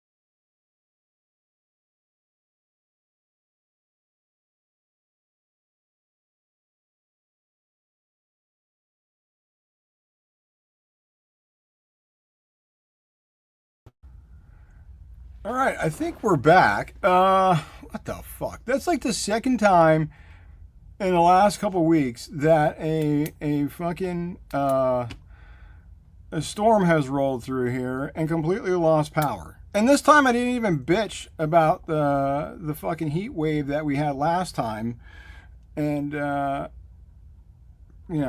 out some bad juju and. Felt like the power company was out to get me and just shut me down last time. But now we have more fucking storms rolling through here. But I think we're back. Yeah.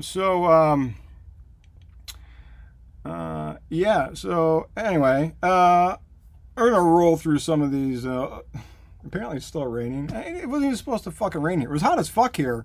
Nothing about thunderstorms or anything. Apparently you need to get, and the funny thing is I had backup internet.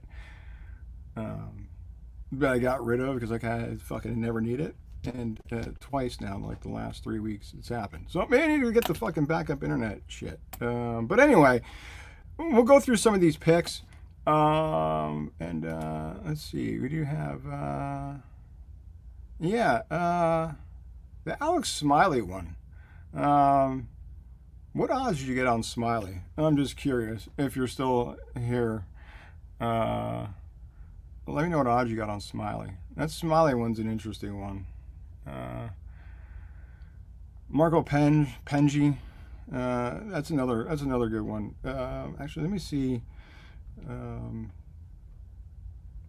I lost the screen share that I had to pick it up on, and for sake of time, before I lose fucking power again, I'm just gonna pull up the Pickett app here and see.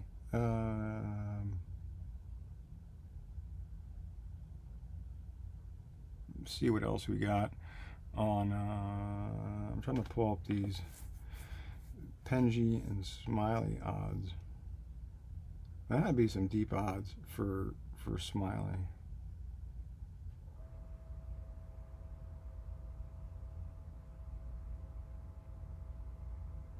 Fuck, I can't even find it. Yeah, let me know if you're still on the stream. Let me know what odds you got on Penji and Smiley. I'm curious because it's not a bad. Take a flyer on them. I mean, what the shit? Why not? A little pizza money on them. So we'll go over. I'll give you some leans here, and then the official card will be posted on our X page at OTH Sports Pod, and you can go back and watch this replay minus like the 10-minute power outage fucking thing. Unbelievable. If my fucking power goes out tomorrow and we have Dustin Sweetelson on here from VEASAN, I'm gonna lose my fucking mind, and my power company and my internet company, I might go postal on them. But hopefully it doesn't happen. Maybe I should go get some backup internet set up before tomorrow's show, because I'll lose my mind if we lose that shit. But anyway, looking at the betting card, some interesting stats here that I forgot to mention before I lost power. So the Vegas books, as far as the total score for the tournament, they hung the number, and again, depending on what book, I've seen it at 267.5 to 268.5. Now that equates to anywhere from 11.5 to 12.5 under par. Now keep in mind, we haven't had an Open Championship here at this course since Spieth won in 2017. He won at 12 under. So I think the number makes sense. If you want to play, under right now, under that 268.5 or 267 and a half. The under 268.5 at FanDuel sitting at minus 138. Now, if you like the over, you can get a little plus money at plus 110 on FanDuel for that. Again, check your book and see what you're getting there. Shop. We always tell you guys, shop the lines. Make sure you're getting the best line. But again, I could see it go. I could see it go over. I could see over that 268.5. And the only reason is because of we said it, the Birkdale bounce, is going to be a buzzword that you're going to hear. And you're going to hear firm and fast. Those would be some of your key buzzwords. So, you get a little plus money. Plus 110 on FanDuel. So you go over that number. I could see that. I could see that happening, especially if it's really as bad as what they say it is as far as the roll off. And you could say, do I think it's going to be much off of that? No. I think you still get to. I think you still maybe get to 10 under.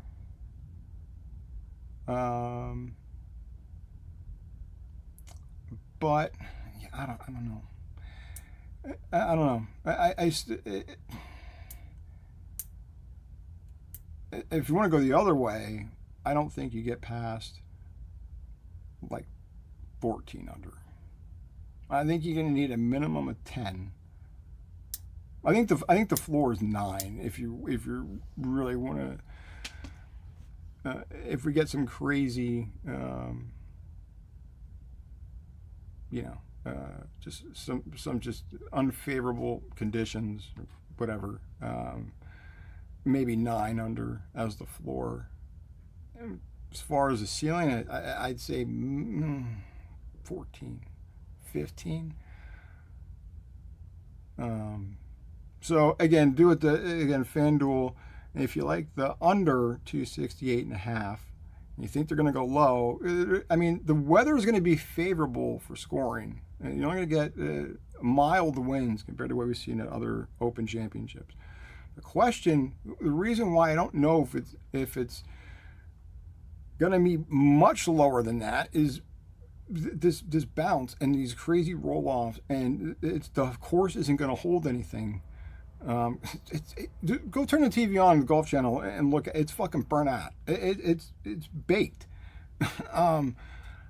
That's why I think you might see over that 268.5. Not much. But like I said, I think 9 is the floor, and maybe you get to 14, maybe 15 if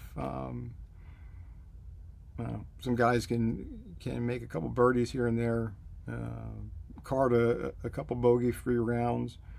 Maybe you get there. So that's the number that Vegas has hung it at. And we said, again, is it now time we start betting Scheffler again for outrights at these tournaments just because of the number that we're getting? At what did I say? He was. It went down a little bit. He's at just shy of 8-1 on Profit X, and then you got Rory at 10-1. So, Scheffler's typically around 3, 4, maybe 5-1, but now you're getting. I mean, you had this was like 8.5-1 when the lines popped, like when he missed the cut. I think I saw a book like 9-1.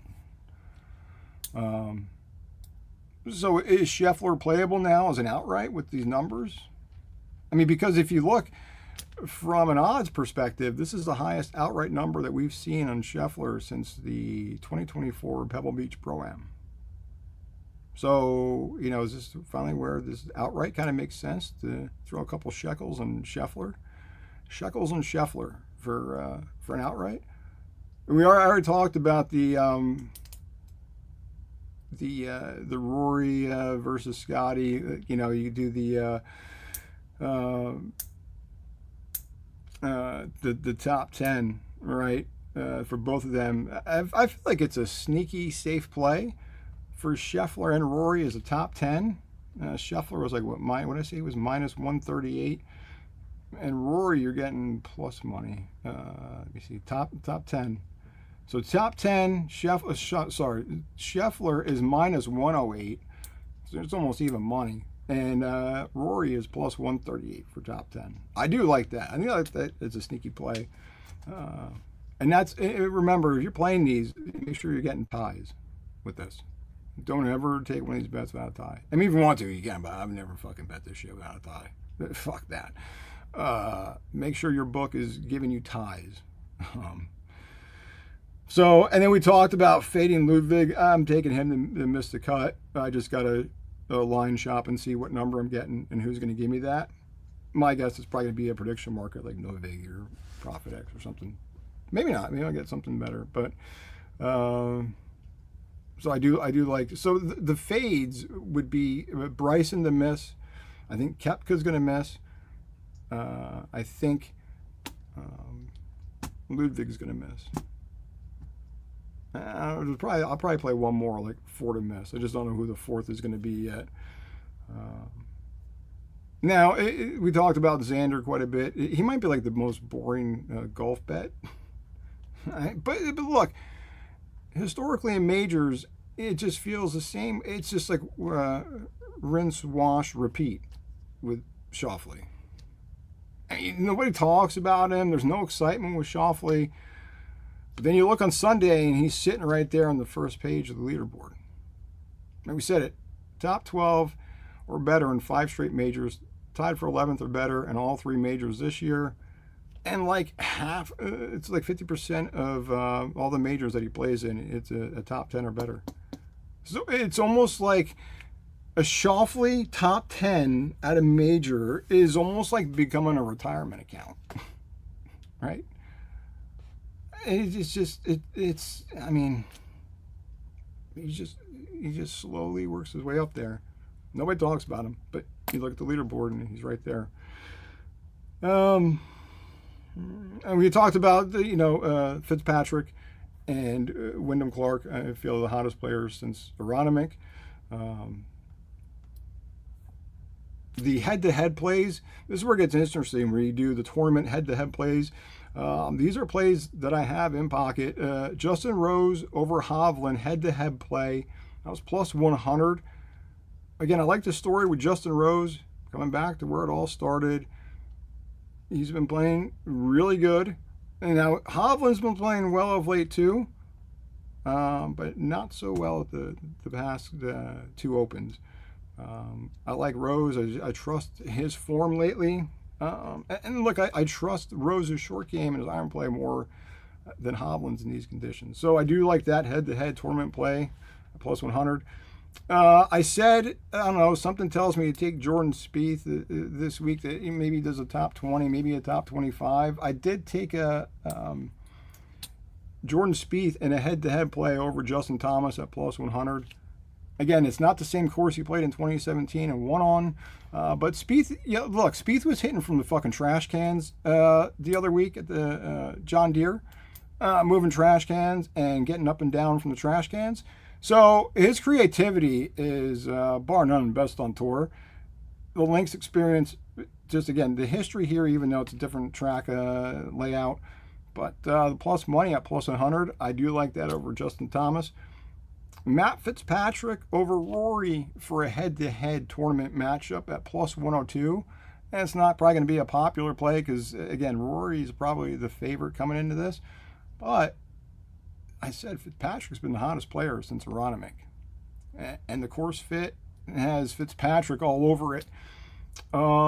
So, looking here, as far as, let me go back to, let me pull up. These are the bets that I already have, and the rest of the card will be posted shortly when we're off here later this evening on X at OTH Sports Pod, so you guys can see who I'm taking. And if you're following us on Pickett, it'll all be posted there, so you can see it there. So let me pull up what I have so far.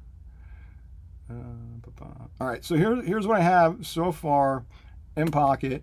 We already told you the Fitzpatrick over Rory. That's in the head-to-head tournament matchup. The Spieth over Justin Thomas at plus money for the head-to-head matchup for the tournament. Justin Rose over Hovland for the tournament matchup, head-to-head play. And Matty Fitzpatrick outright winner at like 19-1 odds on Fitzpatrick. The guy's just playing great. Now, I can tell you, and we said it on here on Tee to Green, if you've been following the show. If you're new here, I want to tell you, I like Colin Morikawa, but every time, I feel like I'm the mush for Morikawa, because every time I bet Morikawa, he shits the bed. But I like Morikawa this week. I just don't know if I can pull the trigger to bet him, because I do like him. Maybe I don't know. It's plus 3,500 for an outright. Let me see if that changed. We said it earlier. I like his game. I like the fit. This course is going to play similar to when he won in 2021. Similar to that track. It's going to play similar here this week. The question is, his short game needs to cooperate for 4 rounds this week, and can he get it done? That's the hesitation there. And like I said, I feel like I'm the mush with Morikawa when I bet him. It's awful. But yeah, plus 3,500 right now at FanDuel is what you can get on Morikawa if you like him. Wyndham Clark, top 10 at plus 305. I like that a lot. Another outright, Justin Rose, outright plus 4,100 at DraftKings. I will be playing that. So that'll be another one. That'll be on the card. You'll see that. We talked Russell Henley. That could be a sneaky play. Plus 5,400. So 54 to 1 there on Russell Henley. I like that. He might make the cut. What I usually try to do, for those who are new or haven't really followed along, I like to take like a shorter favorite, right? And then I'll do like a mid-range and then maybe like 1 or 2 longer range. I'm not fucking remortgaging the house in these guys. You don't need to, because of the odds you're getting. And if one of them cashes, well, fucking great. I mean, I got a better chance of getting struck by lightning than probably hitting one of these, but it's fun. But again, I'm not remortgaging the fucking house, so who cares? I'm looking at some of these other odds.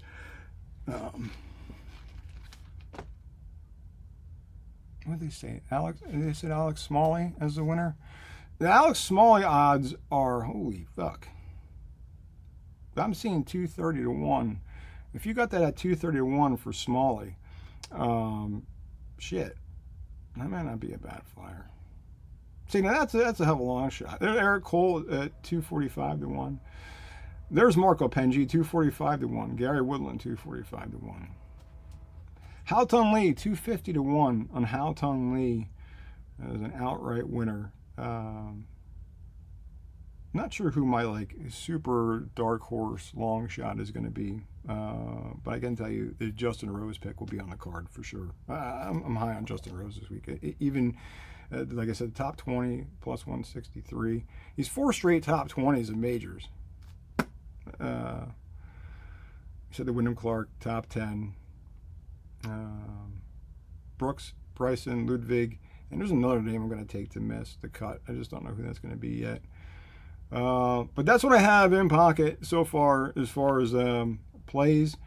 Trying to see if I see anything else that might jump out at me. I mean, even if you like Tommy Fleetwood as a top 10, it's almost the 2 to 1 odds for that.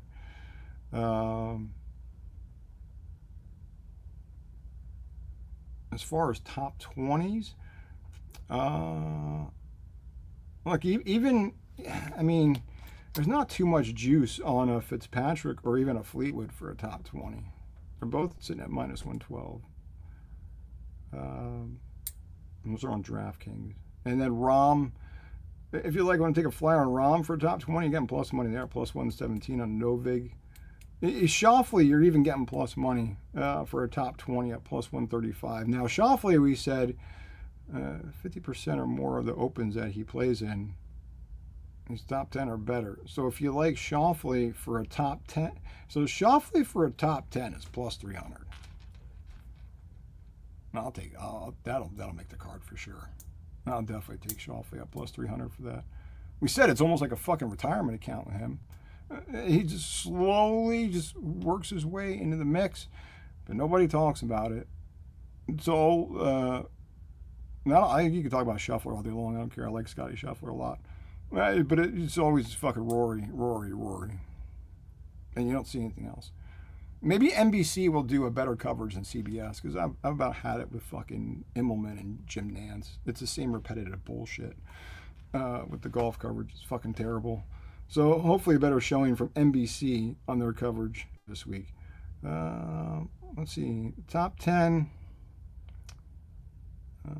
Wyndham Clark actually, what did I say the Clark number was when I looked? Plus 350 for Clark? Fuck. That number's gone up. Clark at plus 380. Justin Rose, top 10, plus 410. So some good money, some good value on some of these guys for top 10s. Another one is Alex Fitzpatrick. That's another one. That dude, ever since he's got his tour card, he's took advantage of that whole opportunity and has played really well. So even if you like the other Fitzpatrick at his top 10, it's plus 600. So you're getting 6-1 money on the other Fitzpatrick, Alex Fitzpatrick. Fowler, 9-1 for a top 10. Gonna scan in. Let me see, top 20. Sam Burns, top 20. I might take a flyer. It's a little over 2-1 there for Burns.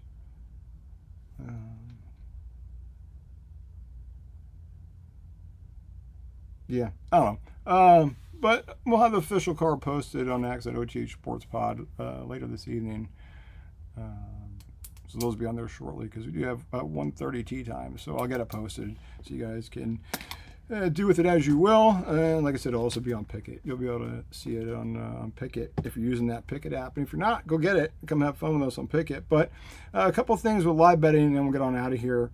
And I guess I'm not walking Mookie Nash because it's still raining. I'm surprised it's still have power. But a couple things to note with, like, we talk about live betting a lot here, and golf is one of the best ones to live bet. So a couple things I made some notes on. If you're live betting, look, do not panic after Thursday. Especially, we said Vegas hung the number, the winning total for this tournament at around either 11.5 or 12.5 under par as a tournament winner. It's not going to be like these other tournaments where you're fucking 25 under, 30 under. Well, there are going to be scoring opportunities. It's going to be like a Ronimink, which is 9 under. Aaron Rai won it. U.S. Open, another lower scoring tournament, and then this one's going to be the same. So Vegas has around, like I said, 11.5, 12.5 as the winning score. So don't panic after Thursday. Now, even we said Bryson last year when he came out first round and shot a 78, and then was 16 under the last 54 holes. So again, just don't panic. Course is going to change. The weather is going to change. It's still going to be hot. It's still going to be dry, but the wind is going to change. We said Saturday and Sunday is going to be the worst of it with the wind, but it's not going to be crazy like it has been in other open championships. So don't panic after Thursday. Just be patient and see how they play Friday. And as far as cut day goes. And then what you really want to look for, and we said it as far as a player profile, there's elite ball strikers. Even if they're having bad rounds with their putter, but they're striking the ball well. So if a player is gaining multiple strokes from tee to green Thursday, but say loses 2 to 3 strokes putting, buy. Immediately buy.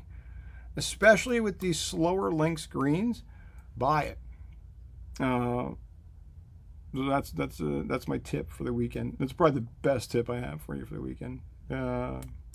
These iron players, these elite ball strikers, just because their putter might be a little cold, or they might be missing, losing 2 to 3 strokes putting, buy, because if they're playing. Their iron game is doing well, and they're striking the ball well. That's a solid play. Buy that. And we talked about scrambling is going to matter. The last 8 Open champions finished top 5 in scrambling during their winning streak. So if a guy you like, maybe you weren't sure of, left them off your card initially, if somebody you like, if they're saving pars from everywhere and they're hanging around the leaderboard, pay attention. Maybe throw a couple shekels in there. Because that's going to matter. We said the scrambling is, in my opinion, it's probably like the most important stat out of the 6 categories that we showed. And we talked about wind specialists. Justin Thomas is one that does well. Fleetwood, Matty Fitzpatrick, Morikawa, Scheffler, Justin Rose, all these guys. Look, we said the gusts are going to be, maybe 20, maybe over 20 plus gusts on Saturday and Sunday. Fleetwood, Fitzpatrick, Morikawa, Scheffler, Rose. Lowry's on there, but I don't know. He's just a late. I'd fade a lot. He might be one to miss the cut. He might be the 4th guy I take to miss the cut. But look for those guys who are doing well as the wind's starting to pick up. And another one, don't chase hot putting. So, as we've seen in the past at Open Championships, the putting can cool quickly, especially on these slow greens.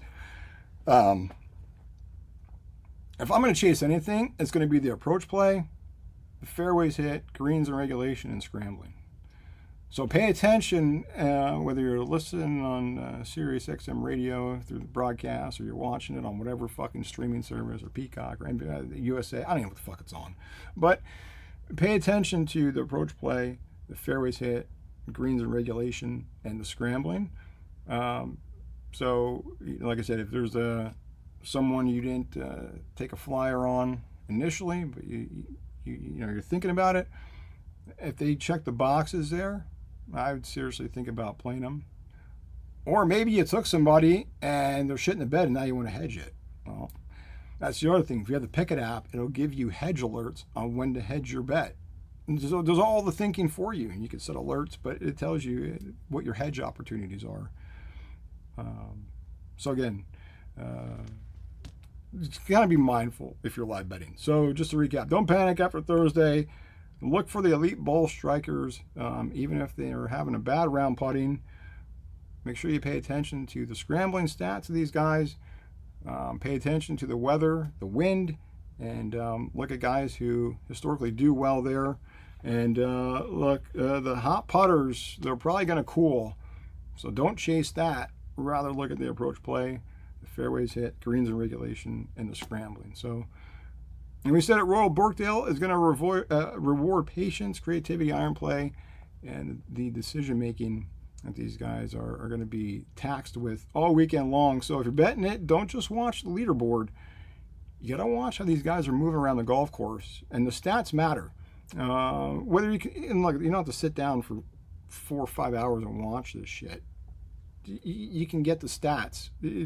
Google, look at the stats, and the PGA leaderboard, it tells you the big movers. You can sort that, who your big movers were in that round, and that's really what you want to pay attention to. You get all the stats right there. It's just how you use the data to place your bet. So, look, just be mindful of how these guys are getting around the course, and don't panic early, because the real value is going to be betting the opportunities that are going to appear throughout the weekend. So don't just don't go crazy pre-tournament, because there'll be a lot to live bet as this moves up and down throughout the weekend. So just be mindful of that. So those are some live betting tips for you before we get on out of here. So with that being said, what the hell's going on with my fucking screen? So we didn't lose power. We only lost it once for about 10 minutes. So hopefully it doesn't happen tomorrow. But that's going to about do it for Tee to Green. Like I said, full card will be posted on X at OTH Sports Pod. That'll be up there shortly as soon as I get off here and look at a couple things and place those bets. We'll have it up there for you so you guys can tail it, do whatever you want to do with it. So, but that's it. Look, if you enjoyed the show, you learned something. What is happening? What? My computer is like freaking out. The thing. What is happening here? Hold on. This is fucking bizarre. Oh my god. Everything just like stopped. What is happening?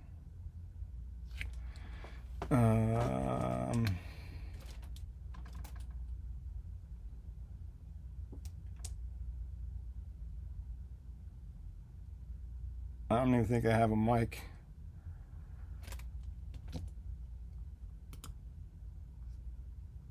Wonderful.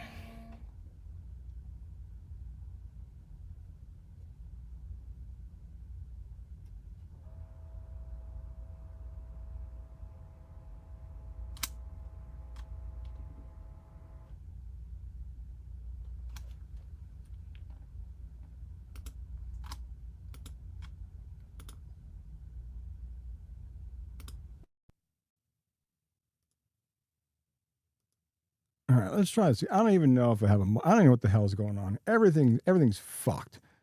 There's more storms rolling through. Shit's flickering on and off. Fucking soundboard's all fucked. Everything's fucked. Probably fried everything. All right. That's it for Tee to Green for the Open Championship. Royal Birkdale, the 154th edition, starts 1:35 Eastern Time. Let's fucking try this again and see if this shit is just gonna. I don't even know what's going on anymore. This thing's tapped out. Now it's not even, oh my god. Fuck it. Look, that's it. Full card on X at OTH Sports Pod shortly. As soon as we figure this, hopefully we don't lose power. But, look, if you enjoyed the show, you learned something. Maybe you found a betting angle you didn't consider yet. You laughed and I lost power in this fucking train wreck for like the past half hour. Yo, smash the fucking like button, subscribe to the channel, and share it with a friend because every little bit helps us continue to grow this thing the right way. We are here 5 days a week now. No paywalls, no VIP packages, no subscription fees, no pay-to-play picks. That bullshit. Just talk sports, a little betting insight, help you find an edge, and a community of people just trying to get a little bit better every day. And like I said, make sure you follow us on X and YouTube at OTH Sports Pod. Our X page will have the daily picks, the picket plays of the day, any breaking news, live show announcements. And listen, we told you about Picket.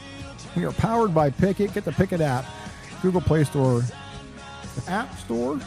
Put in code OTH and come hang with us on Picket. Track your friends, your bets, line movements, all in one place with Picket. And listen, tomorrow, the biggest show in this program's history is going to happen tomorrow, provided we have power. We better have fucking power. You don't want to miss it tomorrow. 5:30, Off the Hook, our new series, 4th and Goal. It's our football series that we just launched last week. And we have Dustin Sweetelson from VSiN is going to hang out with us. And he's going to run this ship. You don't know it yet, but he's going to run this ship and keep me in check. It's just going to be Dustin giving you the Vegas insight and breaking down the AFC East preview. We'll talk Bills, Dolphins, Patriots, and the Jets for like 2 seconds because they fucking suck. So a huge show tomorrow. You don't want to miss it. 5:30 Eastern right here on X and YouTube at OTH Sports Pod. So better make sure you subscribe. You don't want to miss it. Mookie and Nash staring me down. They think they're going for a walk, but it's fucking pouring. It's lightning. I don't know what the fuck's going on, but they still want me to shut the fuck up. So we'll see you tomorrow, 5:30. Dustin Sweetelson, VSiN, is going to hang with us. We're going to talk AFC East, NFL football, and give you everything you need to know. As we're starting to talk football now, and we're happy to have Dustin here tomorrow. 5:30, we'll see you tomorrow. I'm Tommy Trends. This is Off the Hook, sports talk that pays off. Remember, the books don't give refunds. Do your homework, shop the lines, and never stop looking for an edge. Go look on your championship bet, your Open Championship bets this week. And let's cook the fucking books, and let's cash some fucking tickets. We'll see you back here tomorrow, 5:30 with Dustin Sweetelson from VSiN. And until then, let's cash tickets and let's cook the fucking books. And we'll see you guys tomorrow.